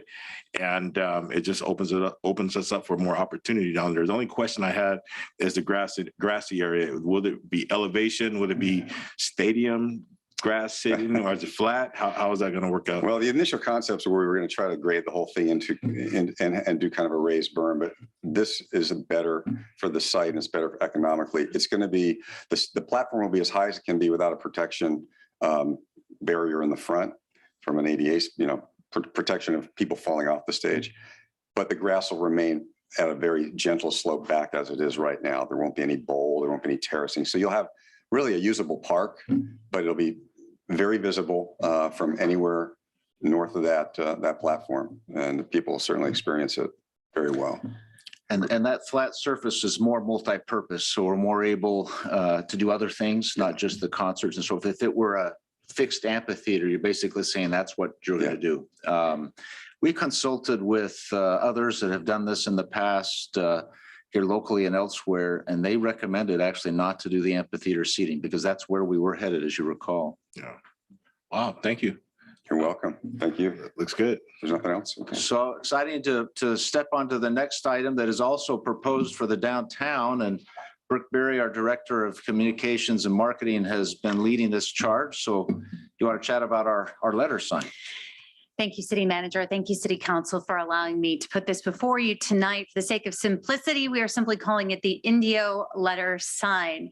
And as part of our commitment to you both as council and to the residents of our community, we offer this as a show-stopping placemaking element for our revitalization of downtown. We considered a number of different locations based on traffic patterns, based on visibility to high traffic areas, based on accessibility for pedestrians, and also to time of day. Will there be shadows on the sign? Will people have to look into the sun to take photos? And we looked at a number of locations that you see there indicated on the map in different colors. Ultimately, we came up with two most likely locations. This would be one of them that we are calling the north location, which is actually on the southeast corner of Miles and Smur, near the area that we are calling our temporary outdoor living room right now. You can see this from one perspective. It has a front facing of very durable polycarbonate with an aluminum backing. This is another location that you can see there too, another angle of that. An additional location that we looked at was actually and this is what it would look like at night. It would be lit with LED, and it's called RBG, so that we could actually change the colors of the letters at night for special occasions. And this is all done digitally using a cooler to make sure that the components stay safe in our temperatures, also that they withstand the heat and the temperatures during the summer. We looked at this alternate location, which is actually part of the entrance plaza to the outdoor living room. But we're going to go ahead and recommend the other location here, the north location, as the best spot based on some of the factors that I indicated to you earlier. I hope you enjoy this. I think this will be a really great opportunity to show Indio as this being a entrance point for our revitalized entertainment district, and also give people who are coming into our downtown a real introduction to exactly where they are, capitalize on some of the economic and tourism investments that people might make when they're visiting here for the Coachella Valley Music and Arts Festival, and also elicit some pride in our own community about what we're doing for their downtown. And just to add to her report, it looks like we have an opportunity for a grant to pay for this. So this would be paid for through, remind me the grant source, through the Visit Greater Palm Springs has offered a grant for the city of Indio in the amount of $33,000. We think that that will cover most of the cost of this sign. And if it is popular, we believe that it will be. We'll also have the opportunity to possibly put signage like this in other parts of the city too. And an option would be, as we just saw in the park, the living room park is the back part of the stage, could be something very similar, maybe not quite the same size. But again, we wanted to make sure this is exciting, this is fun, but make sure we're on the right path before we move too much further. If there are questions or comments, suggestions, we'd be happy to take them now. Councilmember Miller? Thank you, Mr. Mayor. I do a couple quick questions and comments. I do think it looks very nice in terms of putting it out there to be able to utilize it as a focal point. So I like the colors. I like the way it's set up. I would do something in the backdrop of it, looking behind it when you're trying to take a picture from it. You see the railroad tracks, you see the other stuff. So it should be somewhat backdrop to it. So it gives it something to look against. Could be a live bushes or something, trees or something. That would give it a highlight to be able to have a backdrop. So when you did take a straight on picture, you would see the actual artwork itself instead of the stuff behind it. Secondly, if we're going to do it like this property and the other one where we have the cacti, we need to make sure that we have quality turf and quality weed control in those areas. I know that we don't do it throughout the whole city, but areas like this that you're going to be focal on, you need to continue to get rid of some of the weed issues and make sure the irrigation is done right. We still have a problem with the cacti area there, and it's a simple fix if people want to get down to it. Put some weed control down, a little fertilizer, because if this is going to be a focal point, you want that to be able to look as neat and as tidy as it can be, to have a better, I guess you want to say, aesthetic look to not only the artwork in that, but actually the city. Thank you, That's my comment. I appreciate that. If I could address some of the concerns that Councilmember Miller brought up. This location was also chosen strategically so that it would be visible to those who are driving down Indio Boulevard and from a maximum different viewpoints, so that it would catch the attention of people on the other side of the letters and perhaps turn down a SMER to see what was going on and all the activity down there. Also, the building that we see there just west of that is, as you are all aware, a city-owned property, and it is in the midst of being tenanted. So we're hopeful that through those improvements to perhaps some of those issues that Councilmember Miller addressed will also be addressed. Great. Councilmember Ramit? Thank you, Mayor. As the presentation was being given, I kept in mind the circulation and the maximum exposure of the potential sign, and I am in agreement with the concept. I do believe that this is something that we need to have in our city. It's not necessarily an entry monument, but it is a statement monument. But I'd like it to face, I'd like it to have maximum exposure. So if it is that we're trying to maximize the downtown exposure, your sites are limited. The major traffic pattern is not on Miles, Smyr, or Indio Boulevard for a sign of this type. The major entry point is Oasis and Indio Boulevard. But that's not where we're trying to keep that's not where we're trying to direct the focus. So the next best focus would be individuals driving over the Jackson overpass southbound. For them to see a sign like this on the northwest corner of Miles and Smyrna, I think would be a big attraction. More so than being located on Indio Boulevard and Smyrna, whereas it may only be seen by the westbound traffic on Indio Boulevard. So I agree with the concept. I do believe that this is a statement piece that will attract individuals to want to come and memorialize their visit to the city of Indio, specifically to the downtown. But to really maximize our exposure, I think the best location is the northwest corner of Smyrna and Miles, which gives us that exposure to the Jackson overpass individuals looking down into the downtown area and taking a look at all the activity that's going to be happening down there. So thank you, staff. If you're looking for our input, that's my input. I don't know, if that's what you're looking for, but I just wanted to let you know how I feel about this. Thank you. I certainly appreciate that. We'll take your comments into consideration. There are a number of different factors, as I mentioned, that went into our preferred location for this. And part of that is that we believe that most of the photographic opportunities for people will be taken by pedestrians, so people on the ground. So although those are certainly locations that will be seen by a greater number of people, they won't necessarily be getting out of their cars and taking photos with them in those locations. We want to be able to put it in a place that would be safe for people to walk to without having to cross busy streets if they were not shut down. We'll certainly take a look at this location again and also consider possible future locations that would be very high visibility for traffic. Great.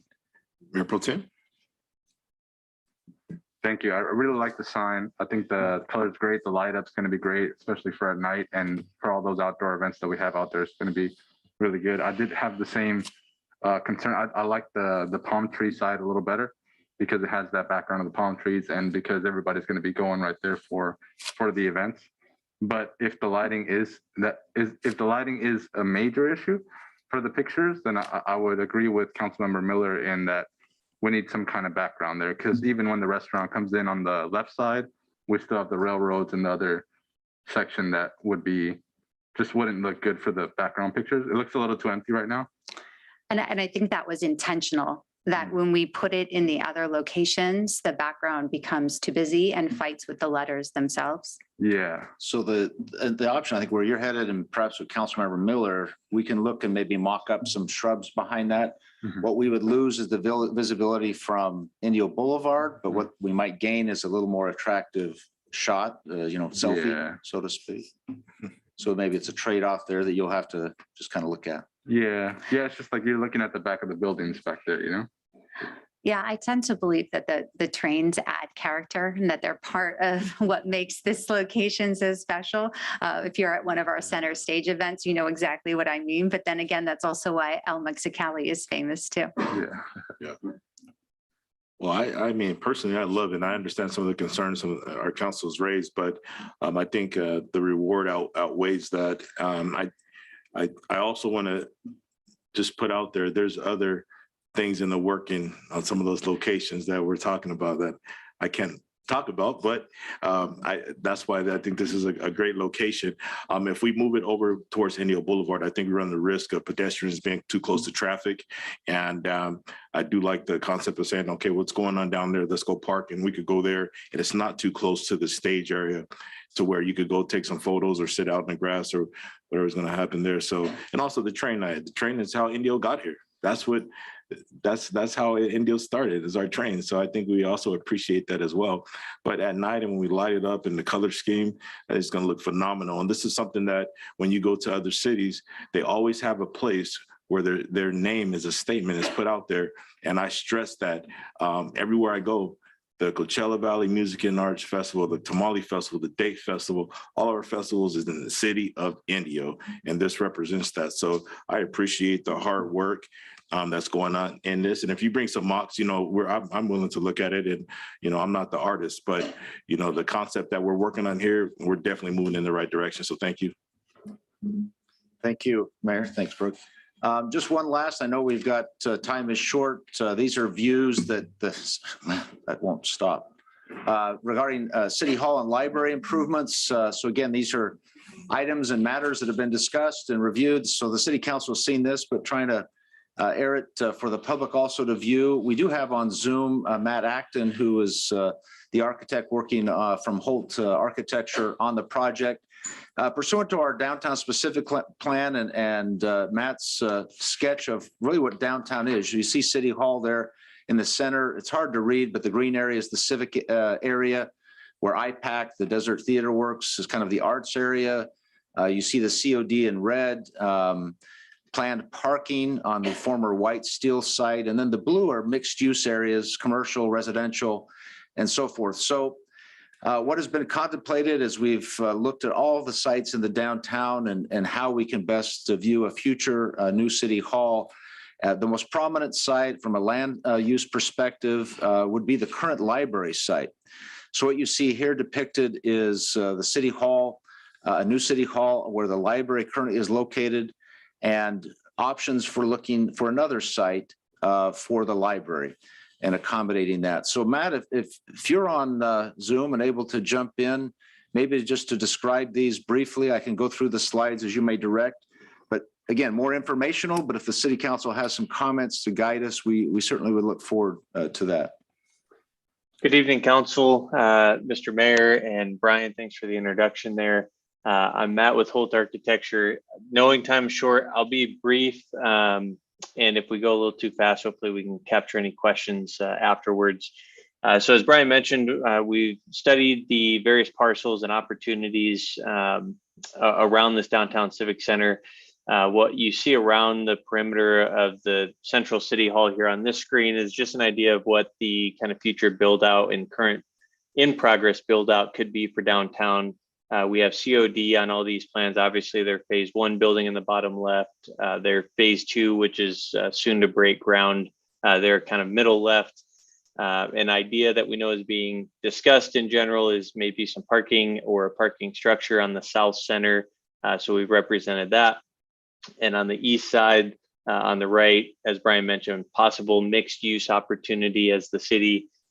Perfectly tying in with earlier's presentation that there's certainly a lot of interest in developing in the city. So there could be an opportunity there on the southeast, Loma Linda there in the middle. I know it's a little tough to see with the purple, but their current facility, if there's an opportunity, should they want it in the future to expand to the east, and then going up to the north, as you saw on the first slide there, IPAC and potentially future opportunity there is a what we've termed just maybe an arts district as an opportunity. So all that kind of leaves that central corridor there as an idea of where the main focus could be for the new City Hall. On the plan we're seeing here, this would look to relocate the existing library, renovate the current EOC, the former senior center, where there's some city staff in there now. That's the orange box there in the kind of center north. We could renovate that. It's about 8,600 square feet, new City Hall in the middle. And as an alternative to that, we could actually, instead of renovating that existing building, maybe there's an opportunity here in that orange box next to the existing City Hall that maybe we build a library, possibly tie that in with the existing City Hall or existing council chambers, should that provide some opportunity for the city.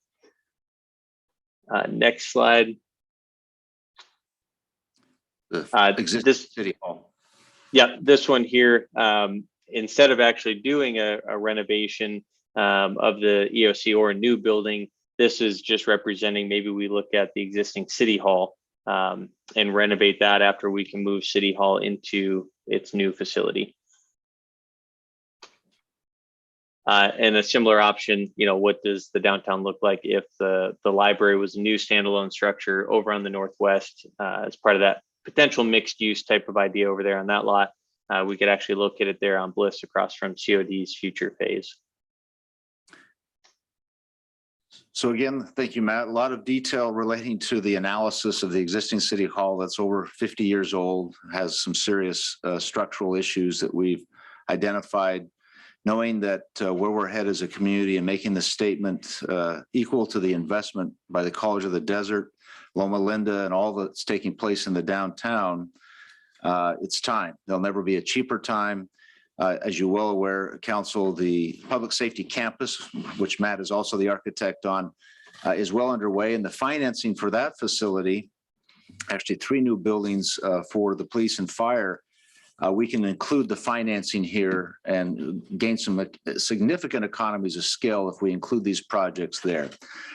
So that's just a brief explanation. Again, the idea and concept, it may be where is the best place for the library, and this isn't really an action item, obviously, but time to think about it and allow us to do any further research you might direct or comments you might have. Great. Councilmember Miller, you have any comments? Thank you for the update. This area is obviously booming with COD, Loma Linda, and then our new expansions of restaurants and opportunities downtown. So I think city halls do. If we're going to do it, I do agree with the city manager that we need to look at putting it in with the rest of our bond issue. Rates are low still. And if we're going to be able to do some of these buildings, I'd rather get the money now and start looking towards some lower interest rates, save some of that extra dollars that we'd be paying for interest by putting it into ourselves. So I think it's a great opportunity, and I think we need to probably roll a couple other items if we're looking at it into the bond issue so that we can capture that great interest rate that's still there. Thank you, Councilmember. Councilmember Meek. Thank you, Mayor. I want to maximize our real estate. I don't like wasting real estate on parking lots. We've had a study recently that let us know that we are overparked as a downtown community. We have plenty of parking. So as a city government, I really don't want to see us allocating land for parking lots unless it's for a regional parking structure, for example, the parking structure that is being proposed. So hopefully, as the planning moves forward, we take that into consideration that we don't have to have parking up against every building. There's street parking, which we have plenty of. It's underutilized. And as far as the library, I've made this comment before. I believe it needs to be a part of the downtown civic complex.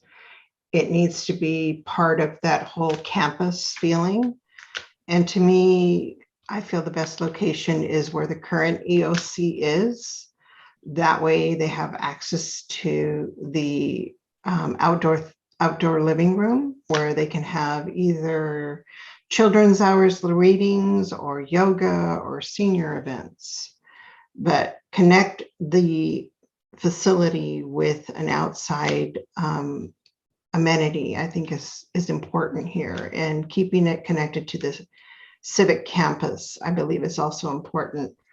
I don't believe our current city hall is, I don't think that we can keep it. I really don't. I don't see how we can retrofit it. The chambers may be able to be kept, but as far as the actual city hall, it needs too much work, and I think we might be better served to recreate a new structure on the existing library site. So there's just my comments. I know this is a work in progress and that you're just taking input right now. But I hope that you take into consideration that we don't need to give up valuable real estate to park a car. There's plenty of parking on the street. Thank you. Great. Thank you, Councilmember. Mayor Pro Tem. Yeah, I also like the idea of moving the City Hall and chambers to the new library site. I think if we do move the library to the EOC Center, it is quite a bit smaller, so we should see what we can accommodate for them. I'd like Councilmember Amit's idea of making sure that they have the outdoor living room available to them for anything they might need for outdoor needs. I also think this room should be available to them for any lecture hall needs that they may need. think we already have a lot of really good things incorporated here for production value as well. So tying all those three in together, I think would make up for the small space, hopefully. And let's see what else. Yeah, and just one more thing. I think I'm interested in seeing what you guys think would be the use for the city hall going forward. Oh, and the other thing I wanted to see is, in order to connect COD with the city hall and the rest of downtown, if we could close down Bliss Street, which doesn't really get much use, and have that as a green space that's more walkable for our residents and for everyone to be able to have more of a campus between City Hall and COD connected together. I think that would be a good idea as well. Thanks. Thank you. Thank you, Mayor Pro Tem. Those are all great, valid points. And I mean, I know we're at the beginning phases of this and we got a lot of work to do, but super excited and it's long overdue. And right now is the time. Rates are down, interest rates are down. We need to move on this now. I too want it to be a campus. I like for us to be able to come to a council meeting, and prior to walking into a council meeting, you could grab some coffee at City Hall from one of our local businesses who have set up shop at a space that we have here available to them. I also like the idea of having the chamber be part of the City Hall. So it's a one-stop shop. If you're a visitor, you need to visit the chamber and or a visitor center, or you are a student who could walk over to the library. I think that would also be a great deal. And potential office space, meeting space. We have a lot of organizations, we have a lot of nonprofits, we have a lot of up and coming entrepreneurs who like to have meetings and meeting spaces. So I think that's also some potential there. I do like moving the City Hall over to the existing library property. You know, I want to stress that libraries have taken on a different meaning these days. Internet, we live in the internet world. Even though some of us may love our books, you know, libraries are now like learning centers and workforce development. And I really want to capture that with our new library. And I do second having some availability to green space, whether it's the living room or linear park walkway in this area. So those are just my vision of the future. When I'm retired and I come to City Hall, I could see some of these things to fruition. A nice chamber where folks could potentially have some lectures here, or we have folks from the college who may want to come over and have some lecture. But I like to be connected to Call It to the Desert, be part of that growth, and also part of our downtown where it's a walkable campus. So those are my comments, and I'm super excited about this, city manager. Thank you. Great input. We'll march ahead and continue to communicate. Thank you. Great, thank you. So we will welcome Councilmember Holmes back to the dais. I'm going to speak for her. She's super excited as well. And Mayor, if I may acknowledge and recognize someone who is also super excited, who has been a part of this city for many, many years. I'd like to introduce former Mayor Melanie Fessmeyer.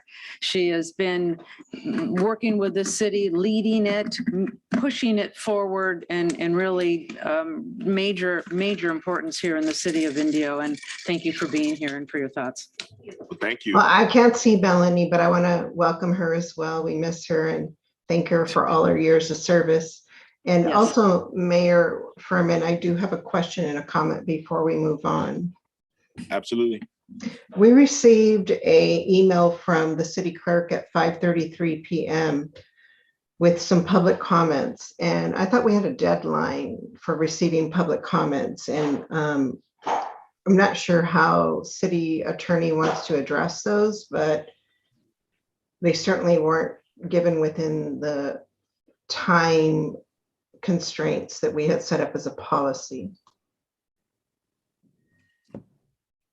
I think we have to look at the time that they were received versus the time that we received them. Well, they were sent at 5:30 at night. So, you know, it's difficult because they're sent in a really strange format, an Adobe format, but the email sender sent it at 4:59 p.m. So I know it's not a valid time frame, but I'm still concerned that we don't have this process fine-tuned. What's her? I can just quickly address it. These comments are for public hearing items. And with public hearing items, it's a little bit different because any member of the public can provide comments. And so the clerk does forward those, even though if they were received afterwards. And I believe that I'll have to look at the language of the agenda to make sure that it addresses that. But for public hearings, because of the due process issues involved, that is why you received those comments. Yeah, I just thought that we agreed that they needed to be received by a certain time. I thought it was 2 p.m. And I'll follow up on that. And I just want to make publicly known that the way that they were forwarded to me as a council member, I was not able to access them until now. Thank you. And I'll follow up with the clerk and the city manager. Great, thank you. We'll move on to the next item. Actually, before I do that, thank you to our former mayor, Fessmeyer, who's here joining us. Thank you for the work that you've done to set us up for today. You know, there's a lot of hard work that's gone into the city and it's got us to this point, and we're still moving forward, and we hope we're making you proud. So thank you. Thank you. Our next item is item number 9, consent calendar. If no one would like to pull the item, I would entertain a motion. Motion to move the consent calendar forward, please. Second that. We have a motion by Councilmember Holmes and a second by Miller. Can I get a vote, please? Councilmember Holmes. Aye. Councilmember Miller. Aye. Councilmember Ramos Hamid. Aye. Mayor Pro Tem Ortiz. Aye. And Mayor Furman. Aye. Consent calendar passes. Now we will move on to public hearing items. So being that we already did 10.1, we will move to 10.2. Adoption of ordinance number 1772, an ordinance of the city adopting by reference chapter 5.68 of Title 5 of the County Riverside County Code regarding the permitting of tobacco retailers. Deputy City Manager Scott Trujillo will handle this. Good evening, Mayor, members of the council. Scott Trujillo, your Deputy City Manager. On January 19th, 2022, Ordinance 1772, was introduced for the first reading. However, because the city is adopting this county chapter by reference, state law requires the city council hold a public hearing as part of the second reading, which brings us here tonight. That said, the council is intimately familiar with this particular item of the permitting of tobacco retailers. Nevertheless, I'm happy to answer any questions. And with that, Mayor, I will turn it back to you to open the public hearing. This is a public hearing item, so at this time, I will open the public hearing, and I will ask Ms. Sanchez, do we have anyone online who would like to speak? I do have one person. Let's see. Kendra Medell. Kendra, you have 3 minutes. Good evening, Indio City Council members. My name is Kendra Medell, and I am a Shadow Hills High School graduate and a resident in the city of Indio. On behalf of the Interact Club Tobacco Task Force, I would like to encourage City Council to vote yes on item number 10.2, the implementation of a tobacco retail licensing ordinance.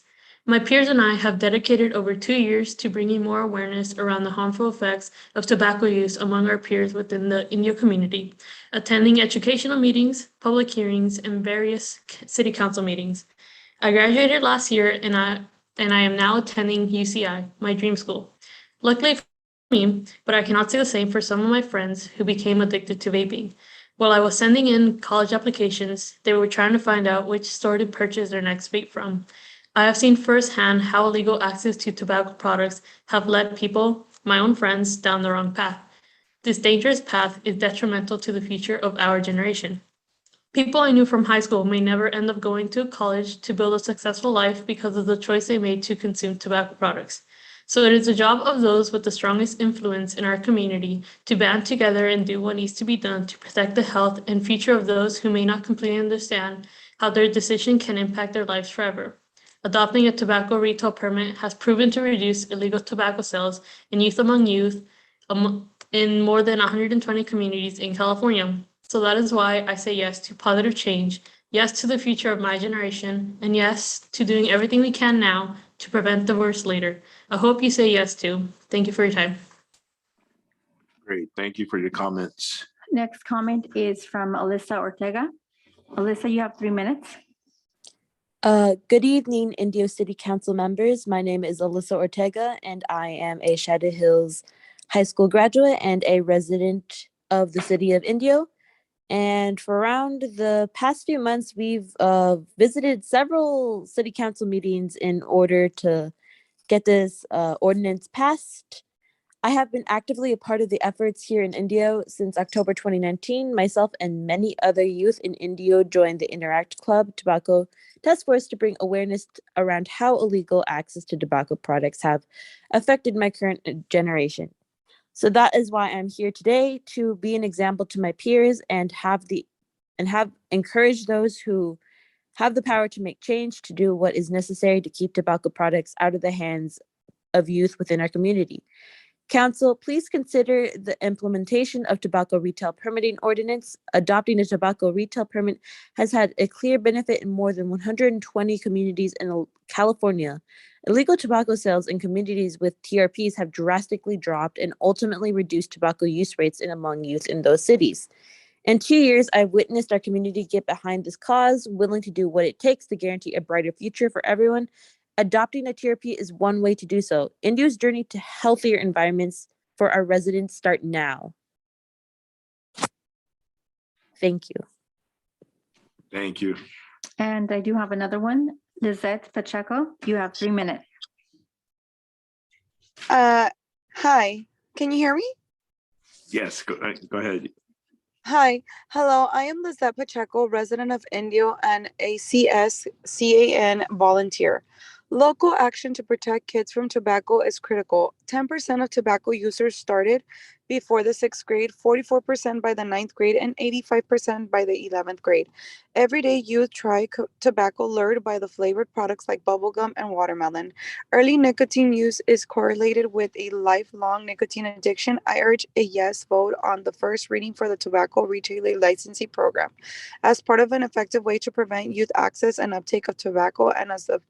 And as a concerned resident, I ask that you also remove all flavored tobacco products from the shelves of your stores in the city of Indio. Thank you. And I don't have any other comments, Mayor. Thank you. We do have some folks who are present who'd like to make a comment. So first, I'll call Robert Heimbaugh.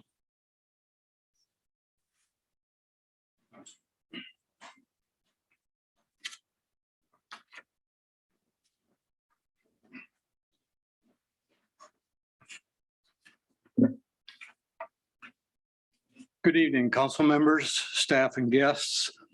My name is Robert Heimbaugh, and I'm a resident of Palm Springs. Several years ago, our city was engaged in discussing the tobacco retail permit as you are today. Illegal tobacco sales to minors in Palm Springs was 3 times the national average. Before our city council unanimously voted to approve the TRP, I felt compelled to speak up and share my reasons why the council should not approve the TRP.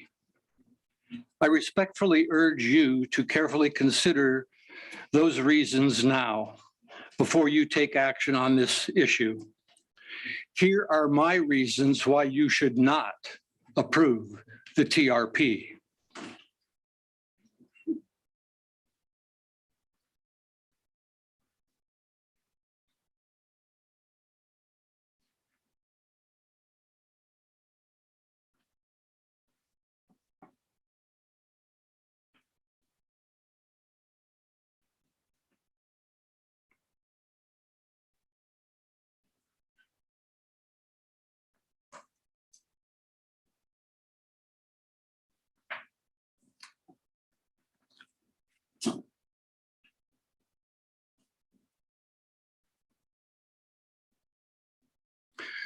That's the complete list.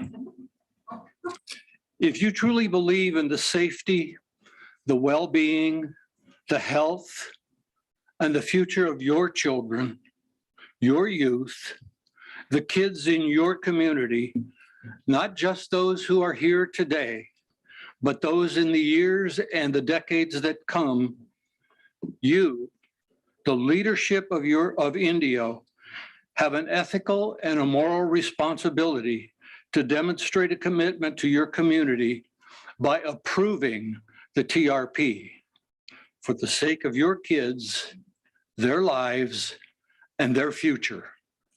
Thank you for your time and your interest. Thank you for your comments, sir. Our next speaker, Paul Henderson.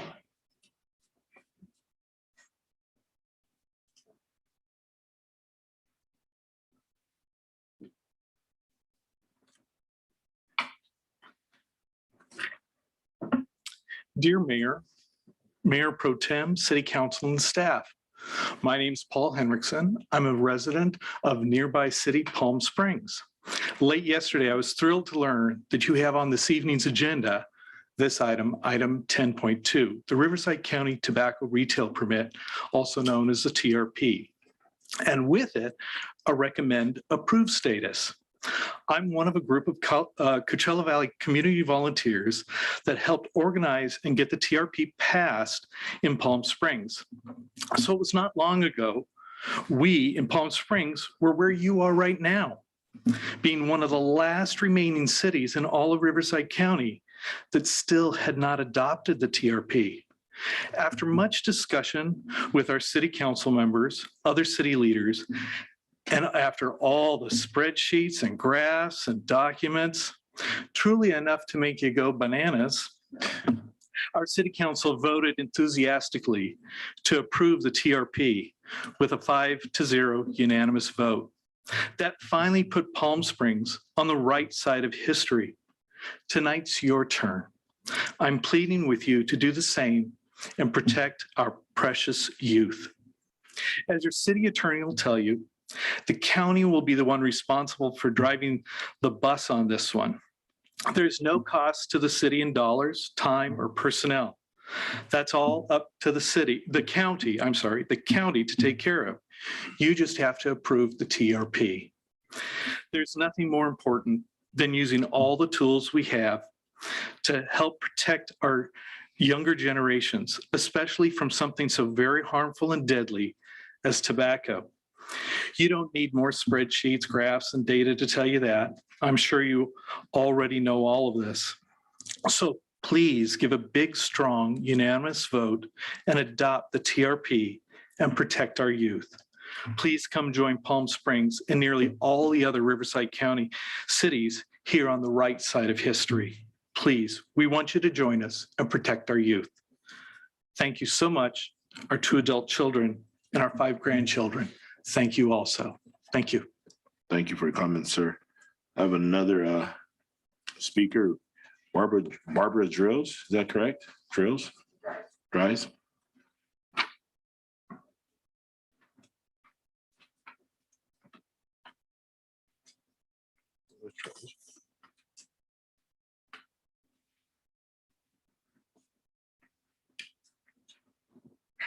Good evening, Mr. Mayor Furman, Mayor Pro Tem, City Council members and staff.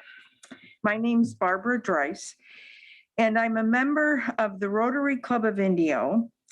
I was the Interact Club advisor for Shadow Hills High School and a proud resident of Indio.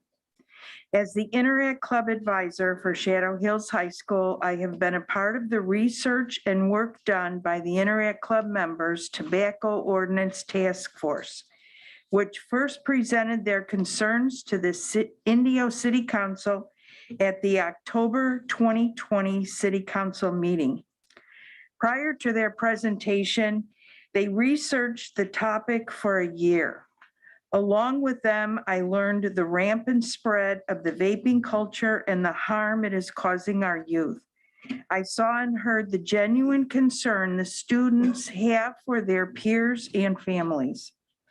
As recent as 2 years ago, Indio was one of only 4 resident cities in Riverside County that did not have a tobacco vaping ordinance in place. As a resident of Indio, I am increasingly proud of my city. Our city government is focused on creating and maintaining a town accommodating citizens of all conditions, providing an avenue to health, safety, and opportunities for all. It is only fitting that the city adopt this ordinance to establish the sincerity in their efforts to provide for our inhabitants. This ordinance sends a clear message to all that Indio is a progressive city moving forward into the future. I support the adoption of ordinance number 1772. Thanks for your attention. And thank you for your comments. I have no other comments. Ms. Sanchez, do we have any online? No? Okay, I will close the public hearing and open it up to council for questions or comments of Mr. Trio. I have no comments, but I'm ready to make a motion as soon as. No comments. Councilmember Miller, any comments? No, thank you. Councilmember Ramit, No, thank you. Mayor Pro Tem. Yeah, I just wanted to say thank you to our local teenagers, also Scott Trujillo for working with our local teens, and also Trinidad Arredondo for working with our local teens to help bring us the right information that we needed to make a vote on this item. Great, thank you. I think anytime we could protect our youth and empower them to do great in our world and be healthy, I think we're on the right path. So with that being said, I would entertain a motion for this item. And I'll make a motion to adopt ordinance number 1772, an ordinance of the city of Indio adopting reference chapter 5.68, permitting of tobacco retailers of Title V, business licenses and regulations of the County of Riverside County Code, and amending the Indio Municipal Code. A second. I'll second that. First by Councilmember Holmes, a second by Mayor Pro Tem. Could I get a vote, please? Councilmember Holmes. Aye. Councilmember Miller. Aye. Councilmember Ramos Amit. Nay. Mayor Pro Tem Ortiz. Aye. And Mayor Furman. Aye. Item passes 4-1, and we don't need to read anything. Great, so we'll move forward.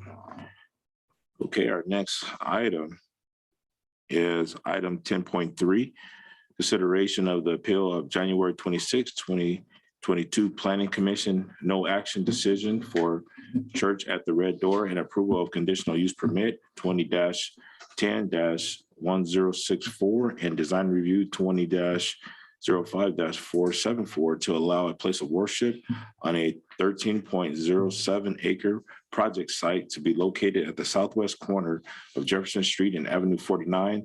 This will be handled by Director of Community Development, Kevin Snyder. Thank you, Mayor Pro Tem and members of City Council. Again, Kevin Snyder, Director of Community Development. As the Mayor indicated, the item before you this evening is in consideration of an appeal of a Planning Commission decision. I'm going to provide a brief staff report and be happy to answer any questions. As a reminder, on June 16, 2021, the City Council approved the Church at the Red Door specific plan pertaining to 13.07 acres at the southeast corner of Jefferson and Avenue 49. Subsequently, and I should say that the specific plan is the regulating document for development of that property. It contains land use allowances and site development standards. Subsequently, the applicant applied for a required conditional use permit application and a design review application. And those applications were processed in accordance with adopted city standards. Staff conducted a thorough review and analysis, circulating to all appropriate other review parties. And on January 26th, the Planning Commission conducted a duly noticed public hearing on the conditional use permit application and the design review application. Following the close of the public hearing for each item, the Planning Commission deliberated and subsequently determined in a motion vote a 2-2 action for each entitlement application. What that means is that legally a 2-2 is a denial, and the denial therefore makes it appropriate for consideration of appeal if the applicant files an appeal in a timely manner pursuant to City Code. The applicant filed an appeal on January 31st, 2022, and that appeal is the item before you this evening. Staff believes that the analysis conducted for the Planning Commission consideration stands on its merits. It was substantive, and the conditional use permit application, the design review application were found to be in substantial conformance with the adopted specific plan.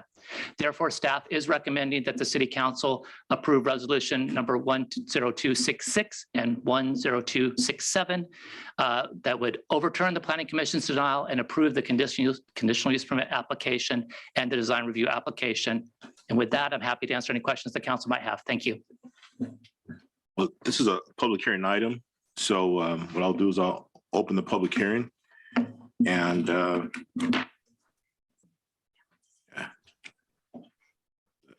is the appellant present? The Church of the Red Door, correct? Yes.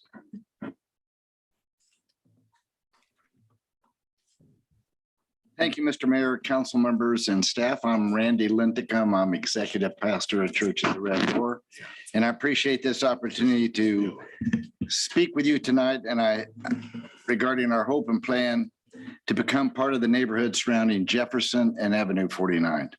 A new place of worship for our attendees and a positive space for the entire community, in addition to many of our congregants who live in the neighborhood surrounding the proposed church location. As an essential part of the fabric of Coachella Valley, our church will be a good neighbor to all and committed to the community interaction. Let me start with a brief timeline of how we got here. I know Mr. Snyder covered a few of these points, but I'll just try to move through here quickly. Initially, we secured funding and land on the southeast corner of Jefferson Avenue 49 to build the church. We had 3 community meetings to gather input and the project. Starting in 2019, we held those 3 meetings to ensure inclusion of the community feedback within our proposed specific plan. Our church team and design firm responded to the neighbors' concern by reducing the overall size of the project, the height of the outside cross, modifying traffic access, eliminating plans for an amphitheater and day school, and adding more decorative feature. The size of the project was reduced from 112,918 square feet to 45,141 square feet. Over 90% of the 13-acre site will be open space. At full build out, we'll have the ability to have 958 congregants at church. Understanding neighbors' concerns was and will be and will continue to be a priority for Church at the Red Door.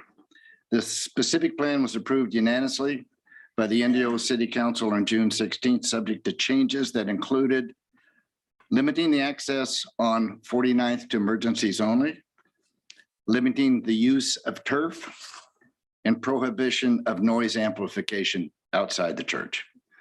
On July 21st, at a second reading, the City Council approved the specific plan 5.0. And then on this past January 26th, the Planning Commission took no action on our conditional use permit and design review. We are here tonight to appeal the Planning Commission's denial to the City Council based upon our belief that we have alleviated all the traffic and noise concerns. To address the concerns tonight, a member of our church executive team and property team, Chris Herman, will be reviewing our sound impacts and current traffic patterns that we are taking to provide a remedy to the Planning Commission's concerns. And lastly, we have our senior pastor, Jeffrey Cranford, to summarize our presentation. That concludes my introduction. Thank you for your time. Thank you, sir. Good evening, and thank you for your time tonight. Mayor, Mayor Pro Tem, and council members. I'm here again as a landscape architect for the project, but also as an elder and chairman of the Property Development Committee. I attended the Planning Commission hearing. I've been attending all of these for the last 3 years, and I'm carrying with me this book. We call this the $500,000 book, which is what's taken 3 years to get to where we are today. And we're appealing to you because of the investment we've made. And I think we've taken every precaution and answered every question. So we want to be completely clear about the noise amplification. From inside the building, it will be inaudible. There will be no noise coming from inside the building, and outside, noise amplification outdoors is prohibited. We studied, there was a study that was done. It was completed on the potential noises produced from the church on a day-to-day activity basis, and it concluded in these reports that there are no adverse impacts. And I also want to provide a little bit more information because there seemed to be a little bit of confusion about what was going on with traffic and how we mitigated that. And what our plans are in the area before, during, and after church services. So we have a map for you. It's a simple diagram that was the result of the initial traffic study and then a secondary supplementary vehicle queuing analysis determining that the project will have no adverse impacts on traffic. The traffic study concluded that the following project upgrades will be completed in phase 1 and will mitigate those possible traffic issues. So maybe we can get that up. Okay, maybe I can zoom in.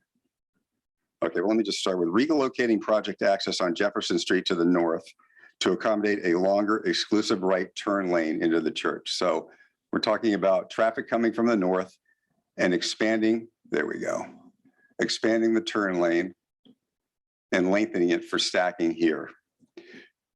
We modified the Jefferson Street median in 2 locations. One, as one would be in the left lane here at the intersection going north, and then extending a stacking lane, modifying the median to construct a southbound left turn pocket at the project access point on 49. So there's 300 feet of stacking that's designed into this for the left turns.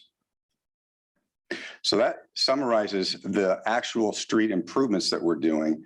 As you can see from the modified map, we've taken access out that we had before. This is emergency access only, and the single family residence is retaining its own driveway. During Sunday and holiday services, the church will provide traffic control to minimize any vehicular backup on the surrounding streets, will direct on-site parking, and will minimize any noise to adjacent neighbors. We really want to be an asset to the community. And with that, I'll pass it on to Jeff Cranford, our pastor.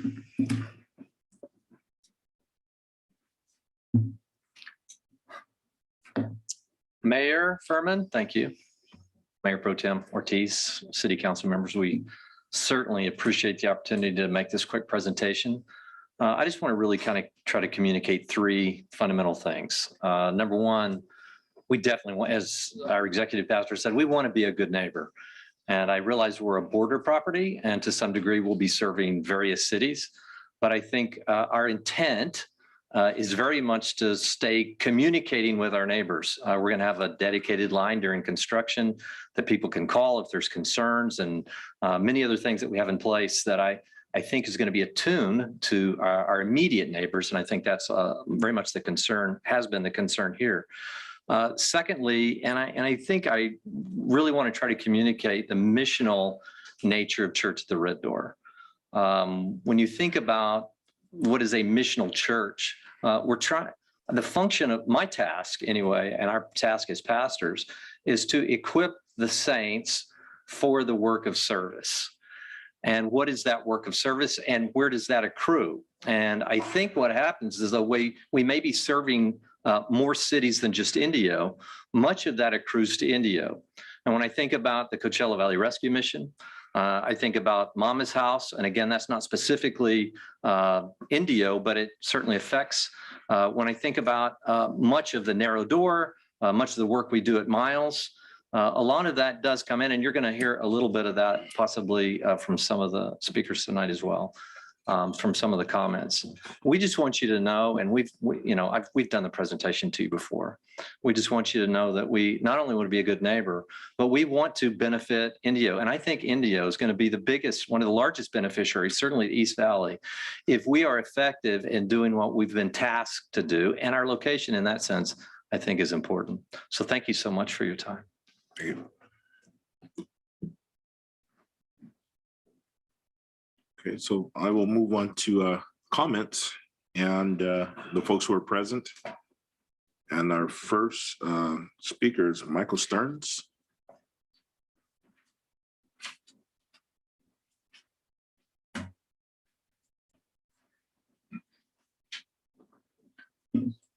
Good evening. Thank you, Mayor Furman and fellow city council members for your time. My name is Michael Stearns. I'm with the Refuge Pregnancy Center. We started off in Golf Center Parkway in 2012 in Indio and moved to Dr. Carrion Boulevard in 2016.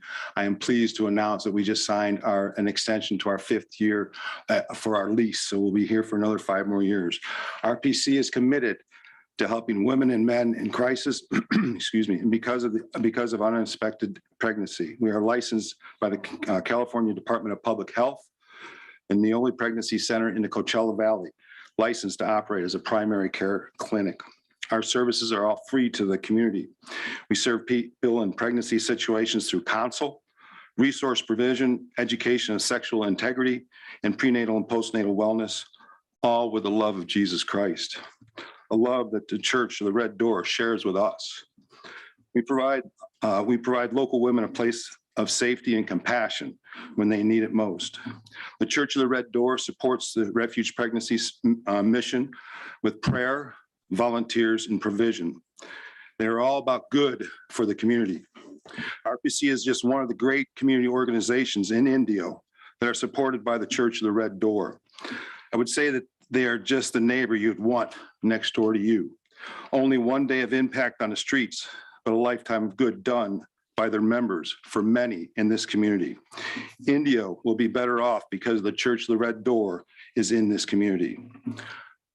Please vote yes on allowing the Church of the Red Door to move forward with a permanent place on that, the love of Jesus, and to share it with others. Thank you for your time. Thank you for your comments. I'll move on to, sorry, I can't read the writing. Is it Jayla Burkett? Darla Burkett? Okay. There, I didn't see you back there. Good evening, Mayor and council members. I'm Darla Burkett. I'm the Executive Director of the Coachella Valley Rescue Mission. And I'm so glad to be here. I haven't been here in a long time. But I just want to say we love Church of the Red Door, and they have partnered with us by being mentors, their congregation, the pastoral leadership. And they're just wonderful, non-denominational church that lets everyone in. And just like the mission, we let everyone in. We love everyone. So my thing is, I just want the council and the Mayor Furman to know that they have come alongside us. We're run completely by volunteers. We don't have money to hire professional mentors or teachers, but many people at the Red Door have been teachers or been professors, and they come in and teach classes for us, mentor a client, mentor 3 clients once a week, getting them back on the road to independence and independent living. And we've had a great relationship with them. During COVID, a lot of people lost their places of worship due to rental increases, due to selling of businesses and places. And currently the Red Door is at a movie theater, which gives them no fellowship time, no time to do anything other than just have a quick morning service and then dismiss. So I've driven, I went to the site, I looked at the site, I prayed about the site, and it's just a perfect site. And I have had actually the same day that I did that, I had a meeting with 4 people from the Rancho La Quinta area, and they're all for it. I don't know if that's enough or if that matters, but they're great people with a great mission of service and serving others. And we are grateful for having them part of the mission. And we haven't had them since they lost their last house of worship, and we're really hopeful. And I really, really urge you, or strongly hope and pray, that you consider a yes vote for their conditional use permit. Thank you. Great. Thank you, Ms. Burkett. Thank you for the work you do in our city as well. Thank you. Next speaker, Rudy Herrera.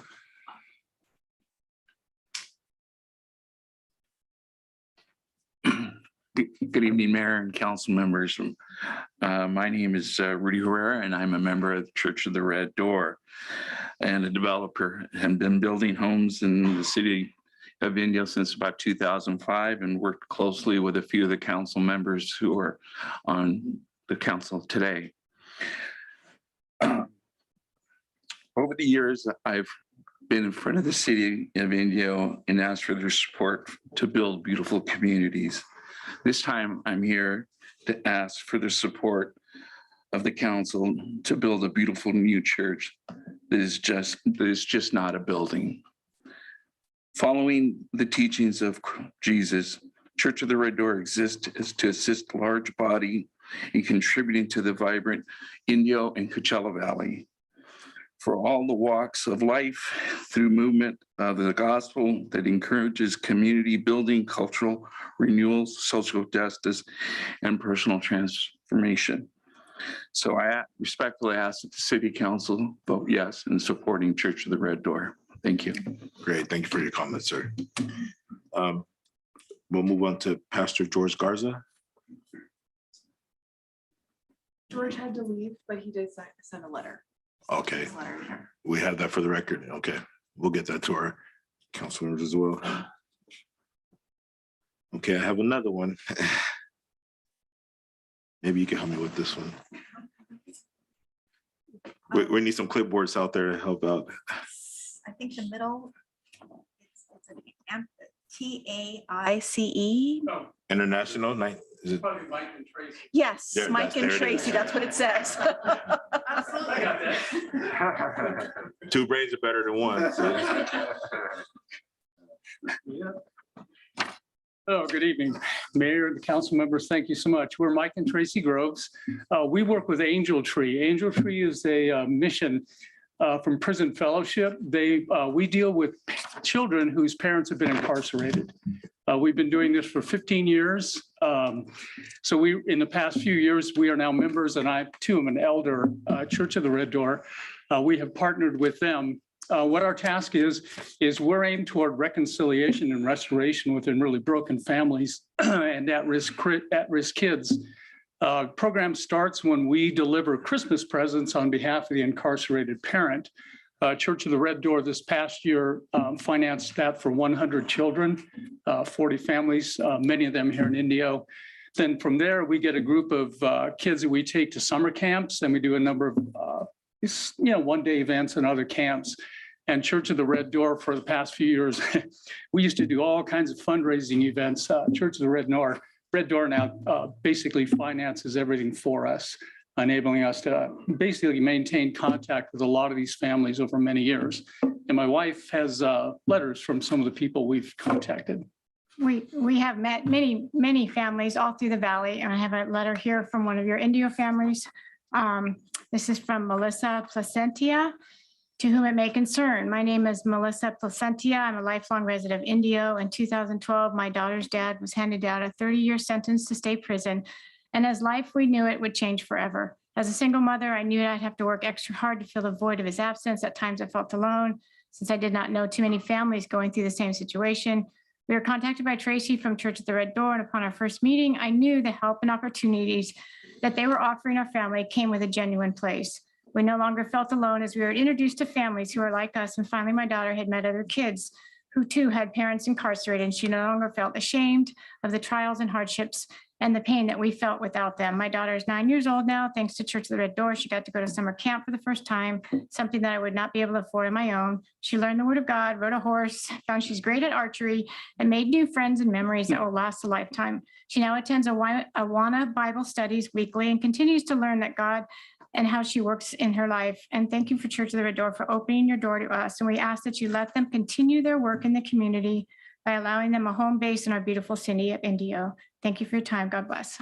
That's from one of our families. Again, I could read all kinds of letters from children and from the campers and writing back to Church of the Red Door for thanking them to get them to go to camp. So thank you for your time. Yeah, Thank you for your comments. Next speaker, Susan Bannister.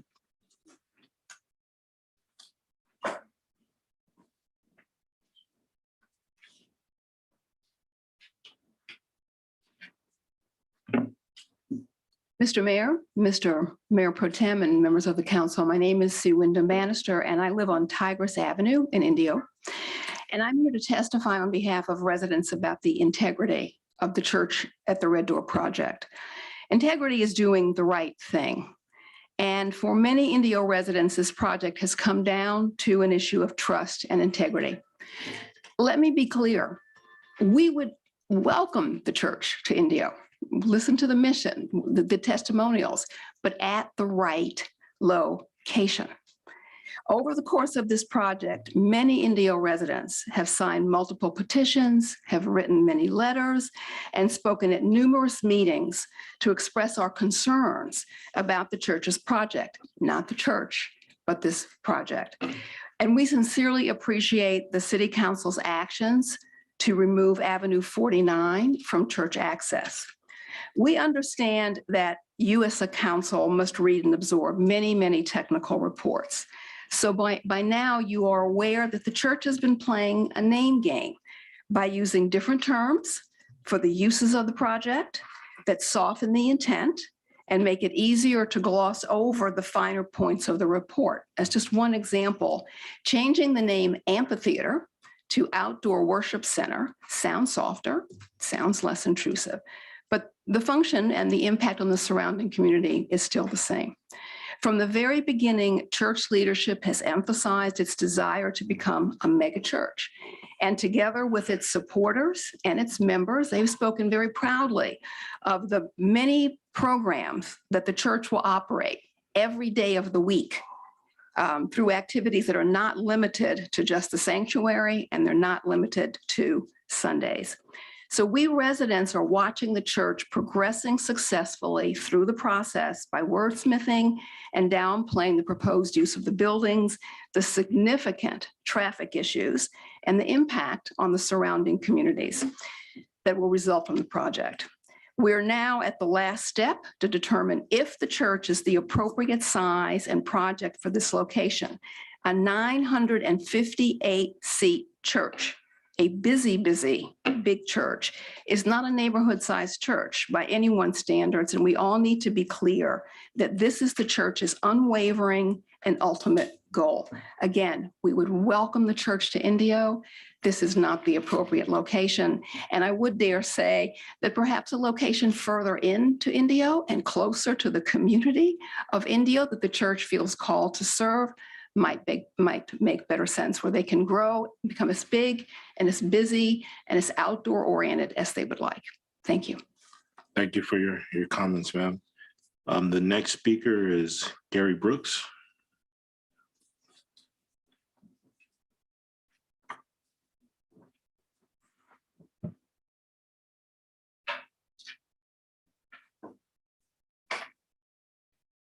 Well, it's been a long evening, hasn't it? My name's Gary Brooks. My wife, Julia, and I moved to the Valley 8 years ago. We immediately got involved with Young Life. We also got involved with Church at the Red Door. A lot of talk this evening about youth. There are 37,000 middle school and high school kids in the Coachella Valley. Young Life is all about serving those kids. We're not about buildings, we're about serving these kids. Our vision is that every one of these kids should have an opportunity to encounter Jesus Christ and to follow him. And the way we do that is we meet these kids wherever they are. We encounter them at their level, we develop relationships with them, and we walk alongside of them. We provide fun, adventurous, life-changing, and skill-building experiences for them.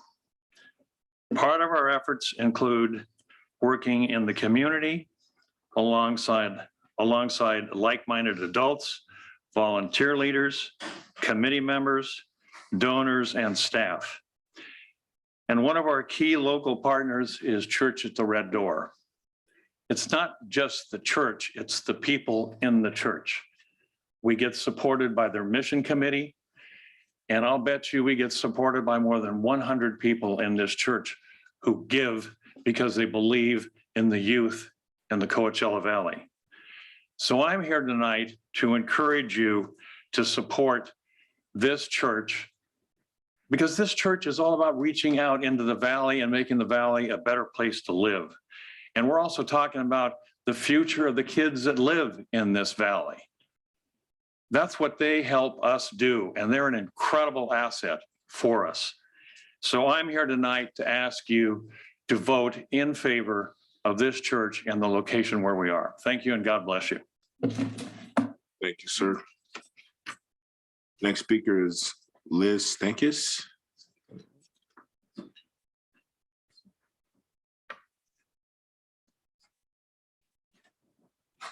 Good evening. I'm not good at speeches, so I will be referring to my notes Yeah, here. just fine. Hello, and thank you, Mayor Furman and City Council members. My name is Liz. I'm an Indio resident, and I live at the bridge at Jefferson, just around the corner. And I'm a Coachella Valley native. I've spoken before as a wife and mother in favor of this project, but tonight, though, I'm going to be appealing to you all as a healthcare worker, as a dietitian working in the dialysis community. We have a clinic here in Indio and pretty much all over the Coachella Valley and nation. So why do I bring this particular setting up? Churches and places of worship are often lifelines for my patients who need a community beyond the dialysis clinic. Church at the Red Door, as you've heard, has been in this community for over 15 years. It started as a small group and you've seen it grow, and they need a home. They're serving the Coachella Valley in so many ways now, spiritually, culturally, socially, as you've heard. They want their home to be Indio. And I hope you vote to help them realize that, dream and provide an additional lifeline for my patients who are in dialysis. And lastly, to echo what Council Member Glenn Miller so thoughtfully said earlier this evening, we all need a little more God in our life. Thank you. Thank you for your comments. One more speaker, Ken Weller.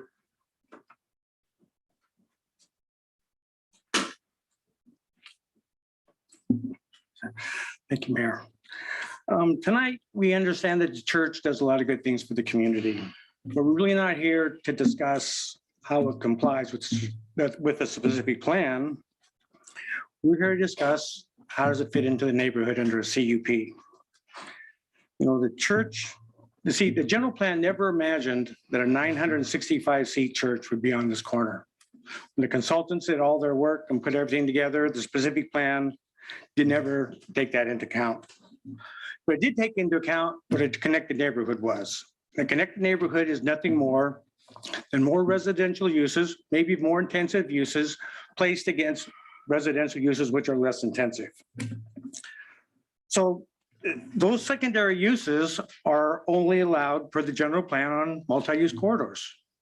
Those corridors are Avenue 42, Highway 111, and Avenue 44. Clearly, the consultants never viewed Jefferson Street as a multi-use corridor.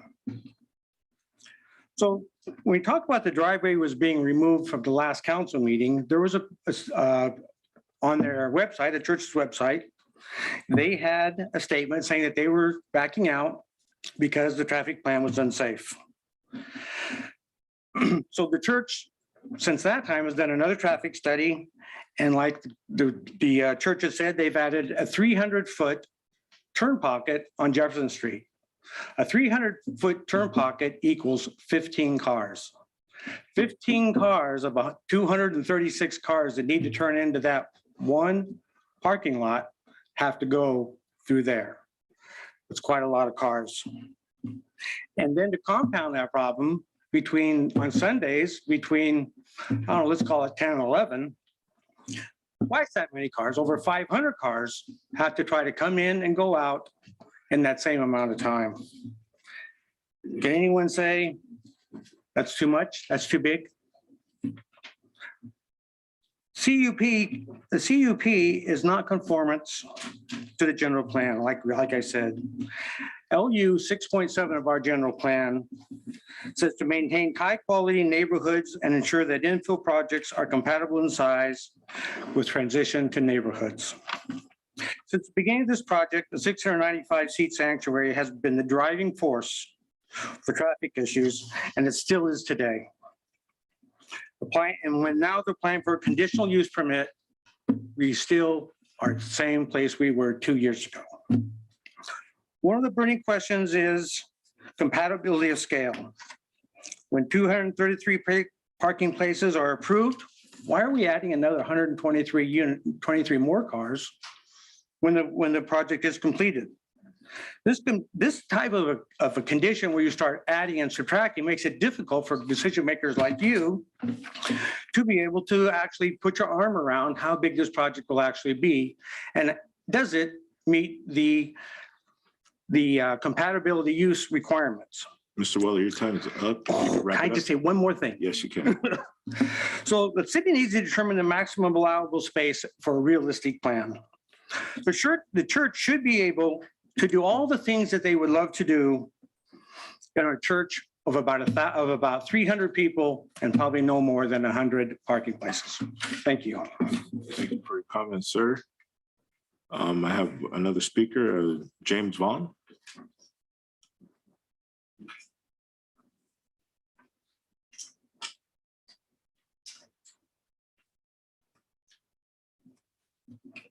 Good evening, Mayor Furman and members of the council. My name is James Vaughn. I'm the land use counsel for Church of the Red Door. I had thought that the staff report really adequately addressed the traffic issues and the scope of the appeal, but with a couple of the comments, I really think I need to reiterate a couple of points. So as you've been told last summer, in voting to approve the specific plan, this council also approved environmental assessment 2005-548 and adopted a mitigated negative declaration under CEQA.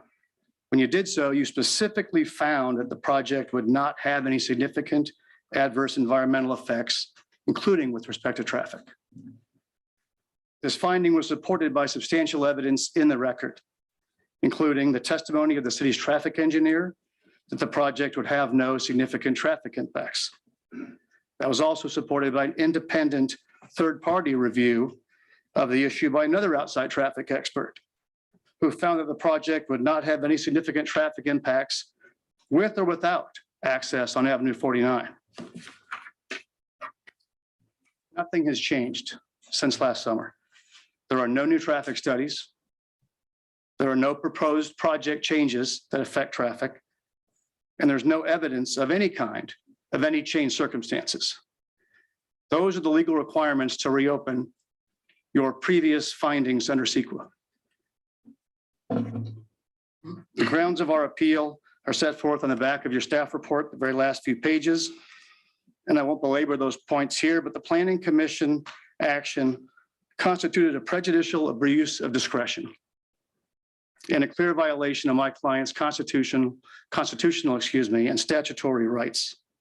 Please correct that tonight. Thank you. Thank you for your comment, sir. Ms. Sanchez, do we have anyone online?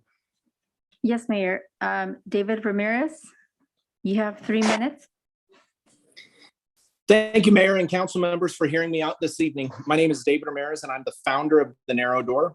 The Narrow Door is a faith-based nonprofit organization with our warehouse located in the beautiful city of Indio for the past 13 years. The Narrow Door provides free public assistance that calls for immediate action in the areas of hunger relief, homelessness, homeless prevention, clothing, hygiene, discipleship programs, and community projects. Currently, we're serving upwards of 10,000 people a month that are food insecure throughout the valley with our Adopt a Block or drive-through food distributions. We do this with 3 full-time staff members and over 1,000 volunteers. I'd like to thank the city for your continued support and city leaders throughout the years for serving alongside of me and my family and the community to reach those in need. But I'm here today to ask that you approve Church of the Red Doors project in providing this congregation a permanent place to enjoy their faith. Church at the Red Door believes and supports organizations like us. They care for the community and have already cared for the community with their partnership with us.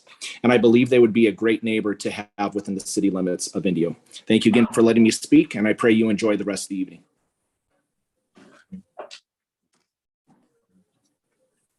Ms. Sanchez, do we have any? No other comments? Okay. Well, I will close the public hearing. Did Ashley Montgomery already speak? She's not on.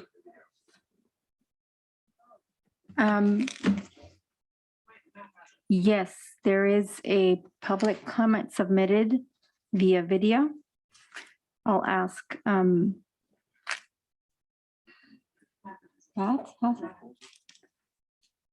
Someone that submitted a allowable? video.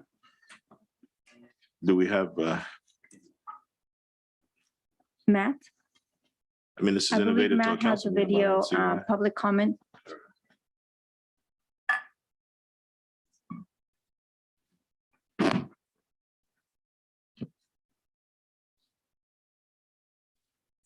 Are they like 3 minutes? Okay.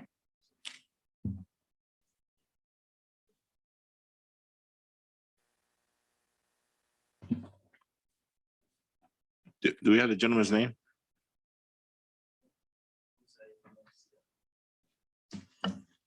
So this will be a public comment by Jose Valencia via video. We'll go ahead and accept it as a public hearing.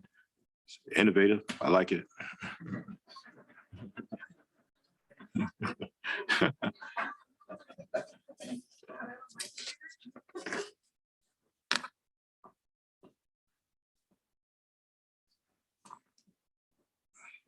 Good evening. My name is Jose Valencia. I'm a current resident at Desert River Estates, and I'm here on behalf of the Fellowship of Christian Athletes in the Coachella Valley.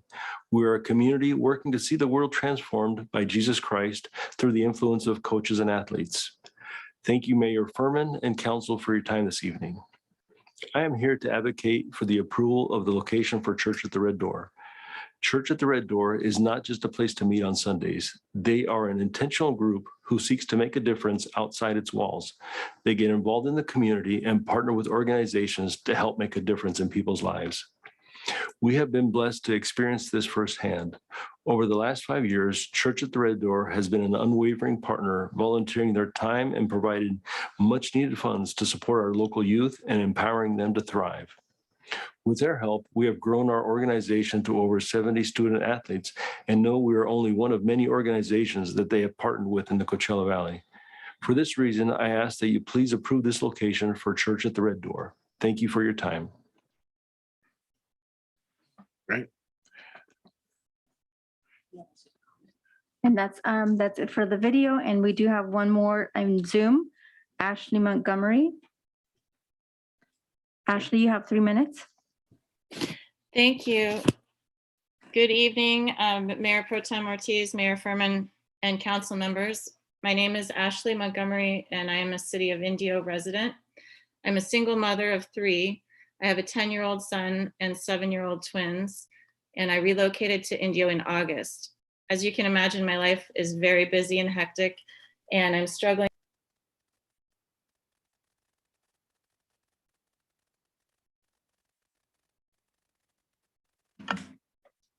Ashley? Yes, I'm here. Can you hear me? Thank you. Yes. Yes, I need a local church with small groups, programming for children, counseling services, and other resources to help my family. I need a place for my family to receive biblical teaching and to meet others who share our faith. I would also utilize the church to find community mentors who share my faith and who can help me and my children when we need support. I ask that you please approve this matter and vote in favor of allowing Church at the Red Door to build their church as planned. Thank you. And I have no other comments. To come forward, and if anyone has questions for the applicant, via that while the public hearing is still open. This is better than I. So, do we have questions? Questions? No. Well, I have one question, and it's probably technical. When you did your presentation, we didn't have our screens forward.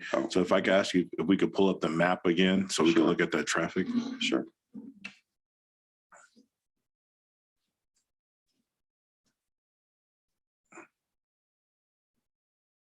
They said I could zoom in on this, but I don't have, the mouse isn't really doing that, so.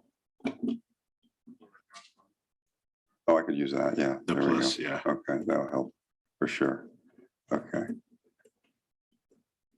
That shows you the improvements that were required after the additional queuing study and the traffic engineering reports. Do you have questions there, Mayor?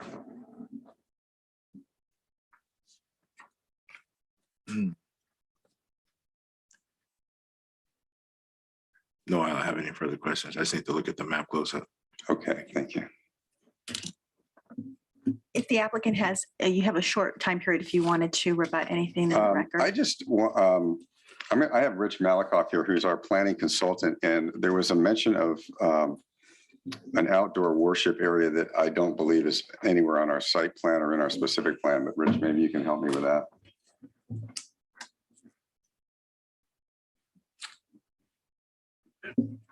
Good evening, Mayor and Mayor Pro Tem and council members. At one time, we did have an amphitheater, and it was recommended by staff that we remove the amphitheater. And all it is now is an outdoor sitting area. It's not an area to hold worship or anything like that. It's just seating.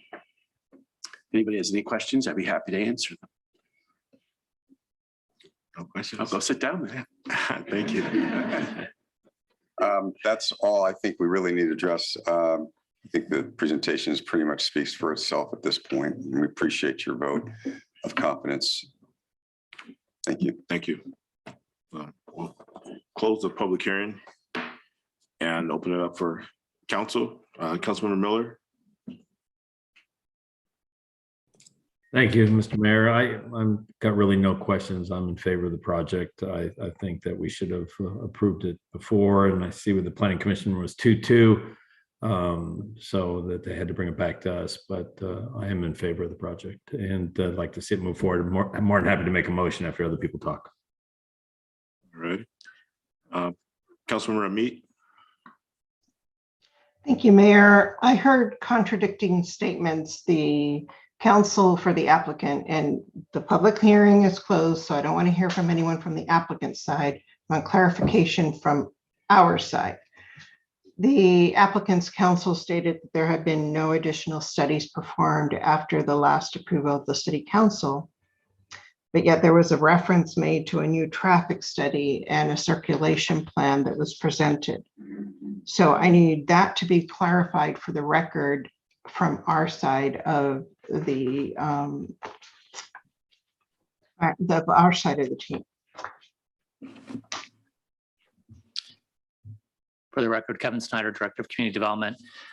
There was a reference, as the council member pointed out, to an additional traffic study. That additional traffic study was conducted by the city. We hired a third-party consultant who analyzed the traffic patterns associated with the removal of the access onto Avenue 49 and the access only onto Jefferson. That was done as prior to and was discussed as part of the council's consideration and action on the specific plan in June of 2021. So there have been no subsequent traffic studies done other than the original traffic study done by the applicant as part of their specific plan consideration that went through Planning Commission and Council. And then again, as a part, we conducted a companion analysis to look at the potential change with no access in Avenue 49.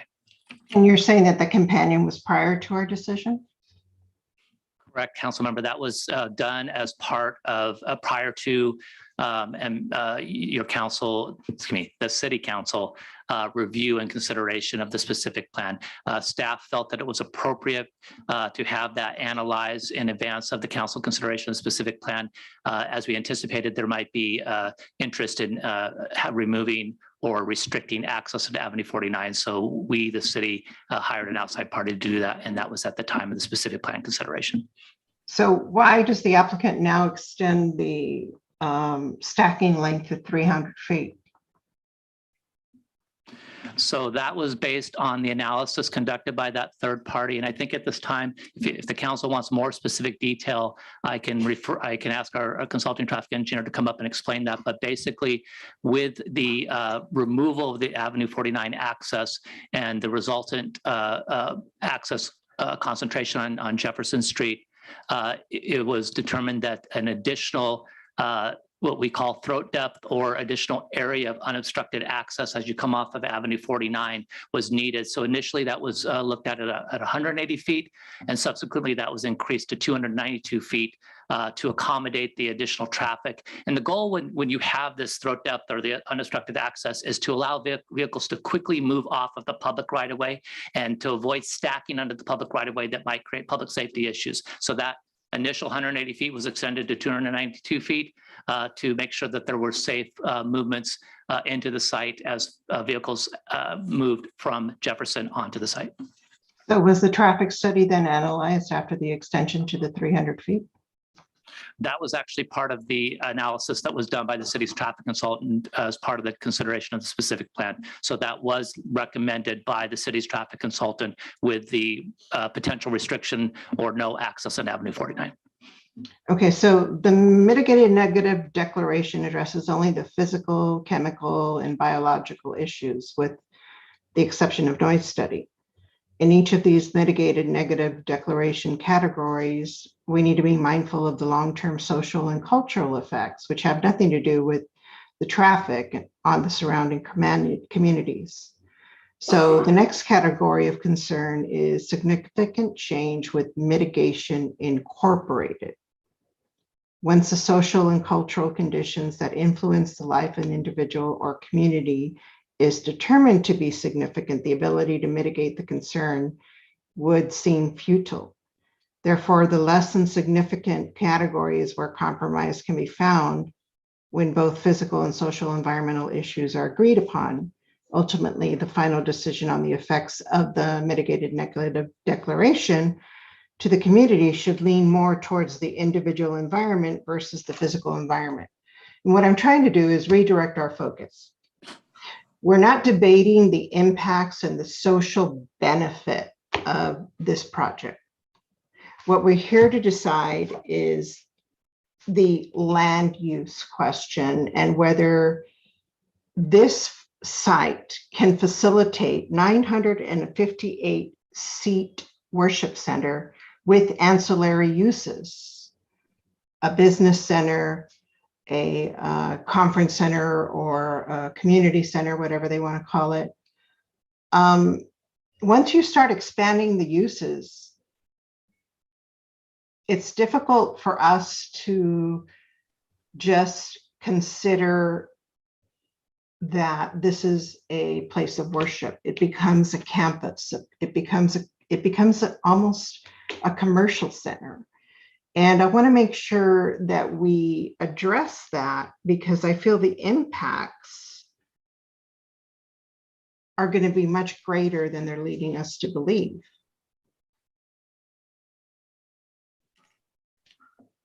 Mr. Schneider, I'd like to hear your comments on that. Thank you, Mayor. Is that okay? A couple of points. First, I just want to clarify for the record that in the specific plan that the City Council adopted in June of 2021, there are use limitations specified in that specific plan.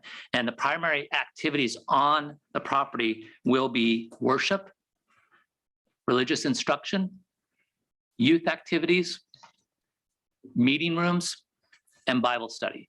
So we as staff, there's a lot of history as Mr. Herman referred to. We've had a lot of interactions at the staff level, and recognizing the potential impacts associated with a more intensive use of the site, we recommended to the applicant through subsequent conversations throughout this process to bring down the level of intensity, both in terms of the size of the campus, building square footages, along with the use activities. And so the specific plan that the City Council adopted recognizes that and does place limitations on that.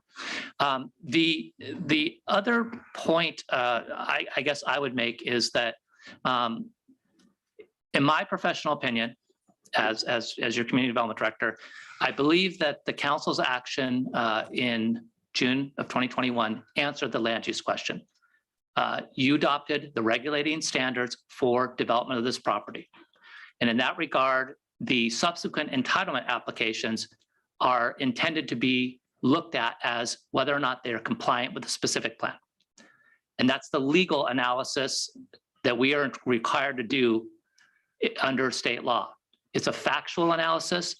And so we did that at the staff level, and we found that it was substantially compliant. There are conditions of approval that are applied to both the conditional use permit and the design review approval. And those are typical in the processing of these types of entitlement applications. But I do believe, in my professional opinion, that the land use question has been answered. With that, I'm happy to answer any other questions from the council member or the council. Thank you, Mr. Snyder. So the 958 seat was never an issue in your evaluation? So we did evaluate that. We looked at it at the context of particularly under the guise of size of facility, operational impacts. We asked the applicant to put together an operational plan, and that was included in the specific plan so that the council and the community was aware of the operational plans. It was looked at in terms of the traffic studies that were done, both originally by the applicant and also by the city's third-party consultant that I previously referenced. So the church facility, the full build out, and as a reminder to the council and interested parties, this project is proposed to be built out in 4 phases. The first phase is focused on the sanctuary area, and then there are subsequent phases that would potentially increase that total capacity to 958 with attendant building and site improvements potentially in the future. So the specific plan recognizes that potential build out. And again, there will be, if and when those buildings are to come forward, they would be looked at under entitlement applications at that time. Thank you, Mr. Snyder, for answering my questions. Any other questions, comments? I'll go ahead and For make a staff. comment. At this point, just a general series of comments. I've watched this project from beginning to end. I've watched it evolve. I've watched the Church of the Red Door really make a tremendous effort to accommodate what our concerns were. My particular concerns had a lot to do with traffic. And of course, Avenue 49 was taken out of that mix. We now have, means of directing and managing traffic. As Director Snyder just mentioned, it meets the specific plan guidelines. There's a significant reduction in size. I, really believe that at this point, the Church of the Red Door has met the qualifications, and I'm ready to support it. Mayor Pro Tem. Yes. First of all, just thank you for everybody who came out. We really appreciate the civic engagement of this. And when we're looking at this specific process, I think we're just looking at the legal analysis that happens with this CUP process. And so far, all the technical reports that we have are that it is in compliance. So I'm going to have to be in favor, I think we have to take out of the question at this moment, even the good that we hear. And then, I know the neighborhood impacts have been a concern, and the church has worked with our staff to mitigate some of those impacts as much as we can. So I hope that we can, just come to a consensus between the two, because we're at the place now where it's going to be the legal analysis of this is where we're at the time, and they are in compliance. So I will be in support of this project. All right.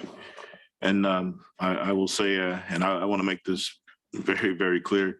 We appreciate all the work that goes into our community from our entire faith-based community and Church of the Red Door. We appreciate you, your congregation, your worship that you do in our community.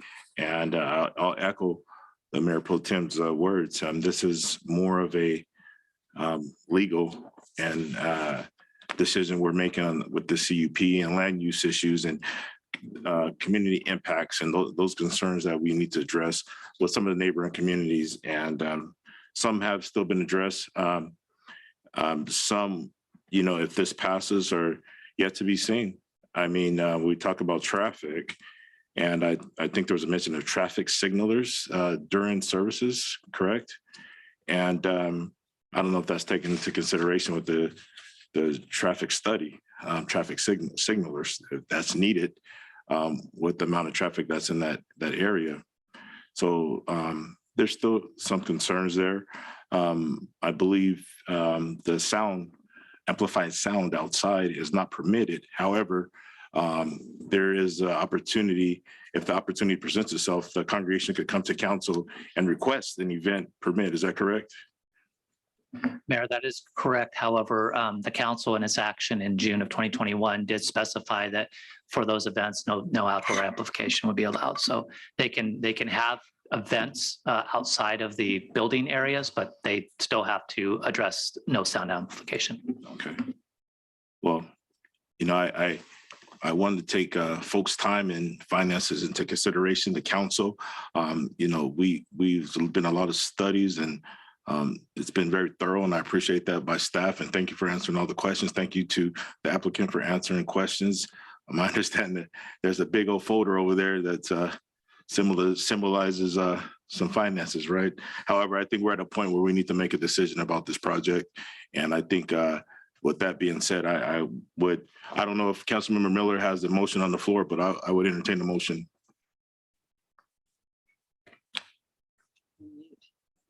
Councilmember Miller. You're on mute, Mr. Miller. Sorry about that.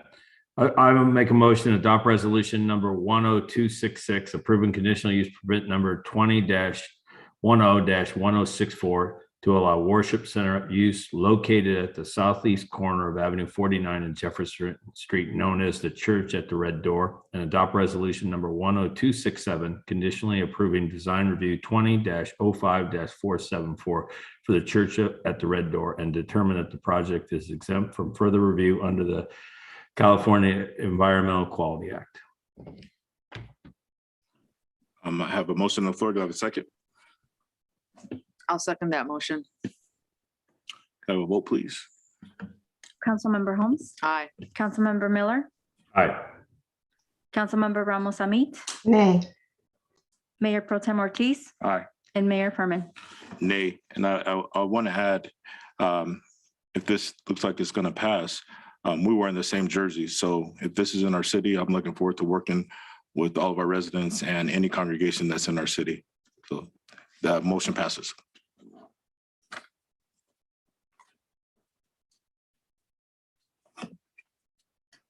So we will move on to our next item.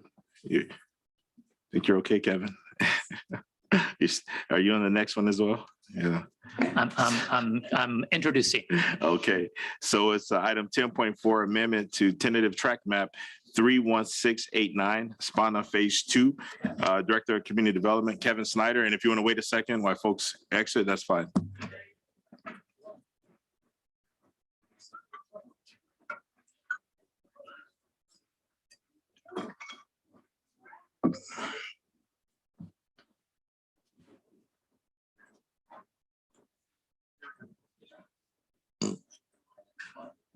A little bit more. Yeah, I got all night. I'm fine. I'm just kidding. I'm gonna get attacked up here.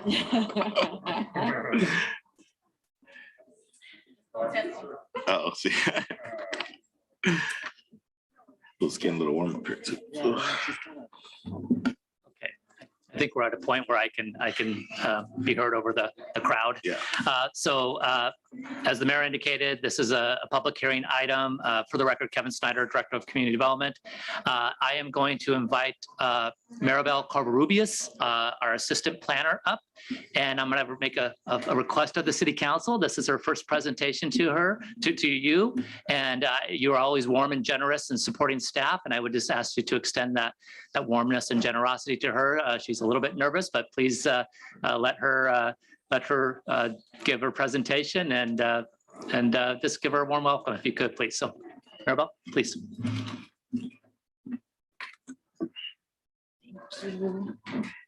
Good evening. Thank you, Kevin, for the intro. Good evening, council. It's been a long night, so I promise to be brief. And this is a topic that is, I assure you, is less controversial. Thank you. So tonight I'm presenting to you amendment to tentative track map number 31689. It is directly associated with the España Phase 2 residential development. The España project is located in North Indio off of Adams in between Avenue 39 and Avenue 40, just west of Shadow Hills High School. The map you see here, it is illustrates a previously approved layout of phase 2 of the project, which is this configuration here that you see. For comparison purposes and considering what the amendment is proposing, I would like to draw your attention to the street here, which is Mallorca Drive South, and also the northern and eastern edges of the project site, which you will see the changes on the next slide. The amendment is proposing the relocation of the north entrance to phase 2 of the España project. As I mentioned in the previous slide, Mallorca Drive South will be extended to Avenue 39, which in turn will create that north entrance to the project development. And the orange dashed lines here depict the proposed North Indio channel constructed by CVWD on the outer edges of the project site. So in summary, the purpose of the amendment is to construct the North Indio channel that will further mitigate any flooding to the area, as the area is located within a designated flood zone. The amendment also proposes the relocation of the north entrance. The developer, Joseph Ravani, and CVWD have entered into a written contract to establish these improvements that will further benefit the proposed phase 2 of the project, which consists of 318 single-family lots. Therefore, staff recommends to adopt a resolution that will approve the construction of the channel as well as the relocation of the north entrance of the project that will be recorded as part of phase 2. Thank you. All righty, this is a public hearing item. So see, there's no reason to be nervous. It's a public hearing item. So I will open a public hearing. And do we have any comments online? No comments, Mayor. I have no comments for anyone present, so I will close the public hearing and open it up to council for any questions or comments. Motion. I don't really have any comments. I remember speaking with Joseph Ravani years ago about this project and about the need for that whole flood control issue and trying to work with CVWD and all the challenges that he has incurred. So I'm happy to make a motion, if that's all right, to adopt resolution 10262, approving the second amendment to tentative track map number 31689. TTM 4-1-398 Amendment 2 to reflect the construction of the North Indio Channel constructed by the Coachella Valley Water District, CVWD, and the relocation of the north entrance to align with Rancho Los Cerritos Drive for the 318 single-family lots with a minimum size of 7,000 square feet on an 86.48 acre property that will be recorded as part of phase 2 of the herein referred to as the project, GTM 31689-2, subject to the findings and conditions of approval included herein. I'll second the motion. We have a motion by Councilmember Holmes, a second by Amit. Can I have a roll call vote, please? Councilmember Holmes? Aye. Councilmember Miller? He said aye. He's aye. Councilmember Ramos Amit? Aye. Mayor Pro Tem Ortiz? Aye. And Mayor Furman. Aye, motion passes unanimously. That was painless. Right, that was great. First time for everything.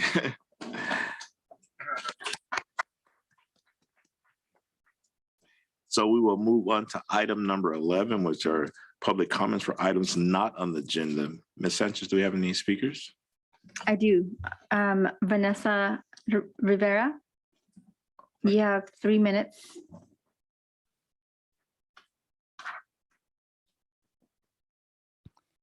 Hello. My comment is regarding face coverings. I urge you to consider a mask mandate, even if it just extends to this chamber during public meetings. I did bring this up in a public comment at the last city council meeting. I appreciate that residents have the options to submit a public comment and participate via email and can call or Zoom in for oral comment. But there are many people, including my family and friends, who prefer to participate in the chambers, and I want them to be provided the basic courtesy of mask wearing. As we know, the CDC continues to advise that COVID spreads more easily indoors than outdoors, and that people are more likely to be exposed to COVID when they are closer than 6 feet apart from others for longer periods of time. If we are still in a state of emergency from the pandemic that directly impacts the ability for council members to meet safely in person, as council has said that we are by their consent calendar vote today, by your consent calendar vote today, I think it is enough to implement mandatory face coverings in the chambers during meetings for at least a month, I would say. As long as every 30 days, if the emergency is renewed, then maybe that's as long as face masks should be implemented. On a personal note, I had people in my home just a few weeks ago who had COVID, and I did not get infected. And I do attribute that to their and my mask wearing, and we were definitely and had to be in close quarters. And if you won't consider a mask mandate, I would ask at the very least to please use your platform to encourage wearing masks when indoors and when it's not possible to stay 6 feet apart. All right, thank you. Have a good night. Thank you for your comments. And I have no other comments, Mayor. Other comments? I have 2 requests to speak for folks who are present. Mike Zamudio. I'm very tired. I know that it was mentioned, I'm sorry, my name is Mike Zamudio, resident City of Indio. It was mentioned earlier in the beginning of the meeting about the neighborhood cleanups. I just want to reiterate some points. It was a great job. The community came together, the volunteers, everybody just put their effort in it. The Women's Club, Indio, I know that I personally helped walk the neighborhoods. But one of the ones that I really want to thank is Burtec. I don't think that they get enough recognition. They provided the drivers, the man help, some of the man help, the dumpsters, the dumping of it. So I just want to say thank you to them and everybody that was involved. I heard that the YAC was involved in it. I didn't personally know that, but thank you all. It was great. The Indio Farmers Certified Market, what a great event. And I was there. People, even the vendors, were talking very highly about this event. So I think that the only place it can go from here is up. It's a great event. I do want to make a request. Since we have the shopping carts, you think we can get maybe a couple of recycle bins out there? Because we do have the trash cans there, but recycle bins would probably, I don't know if it's going to work out, but it's just an idea. So anyways, thank you, folks. Good night. Thank you, sir. I have one other comment is Chris Kahap. Is that right?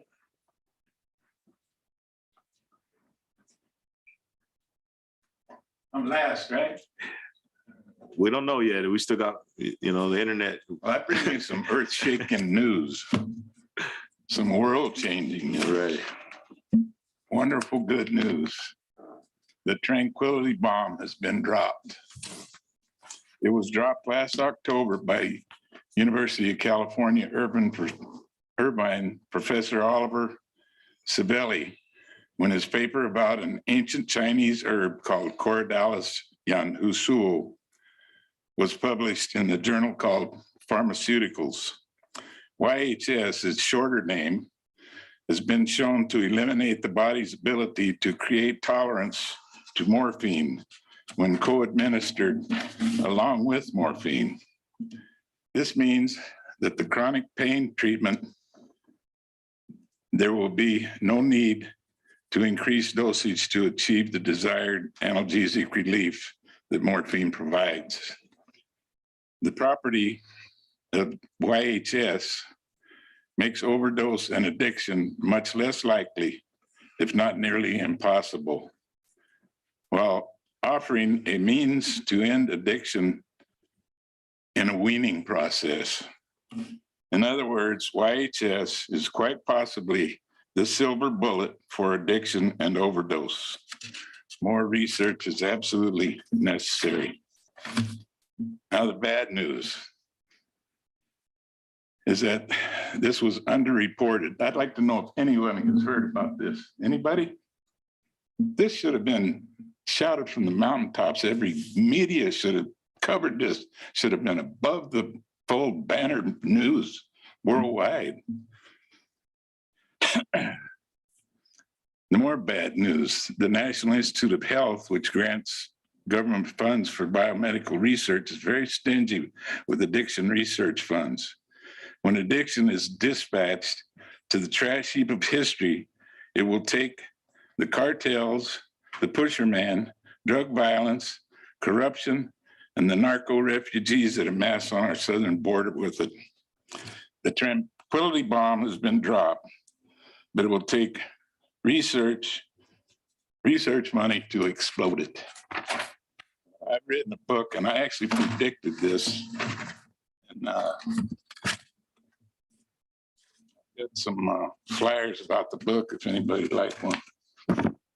Has quite a bit of history of this city council here from the city of Indio from about 1960 on. Anybody? Oh, you got one. I think you could leave them. I think so. I think you leave them, sir, and maybe some folks will grab them. Okay. Yeah, that's, I mean, can you imagine a world without addiction? Can you imagine the human race? We don't have to worry about that anymore. How about you, Chief? Wouldn't that be neat? All right, thank you for your comments, sir. Thank you. Thank you. Very much. I have no further comments. Before I adjourn the meeting, council have any further comments? Tired? Well, I just want to remind everyone, we do have another upcoming community cleanup. I believe it's February 26th, correct? And that would be the Arabia area, Desert Gardens, John Noble's area. And if you wanted more information on that, you go indio.org and also follow Indio Live, where there's always updates on what's going on in the community. Also, just a reminder that Trillville starts on Friday, and I'm looking forward to seeing everyone there. And another reminder that our farmers market is every Sunday. And so we're looking forward to seeing you. It's in town in Bliss, correct? And, you know, grass area, animal friendly. We'll work on some things, keep making improvements, keep making it the best in the valley. And Monday, we do have the President's Day Parade. Looking forward to seeing everyone out there. That's an Indio tradition. So it's going to be another great event. And with that being said, it's 8:45 and I will adjourn this meeting. Our next meeting is March 2nd, 2022.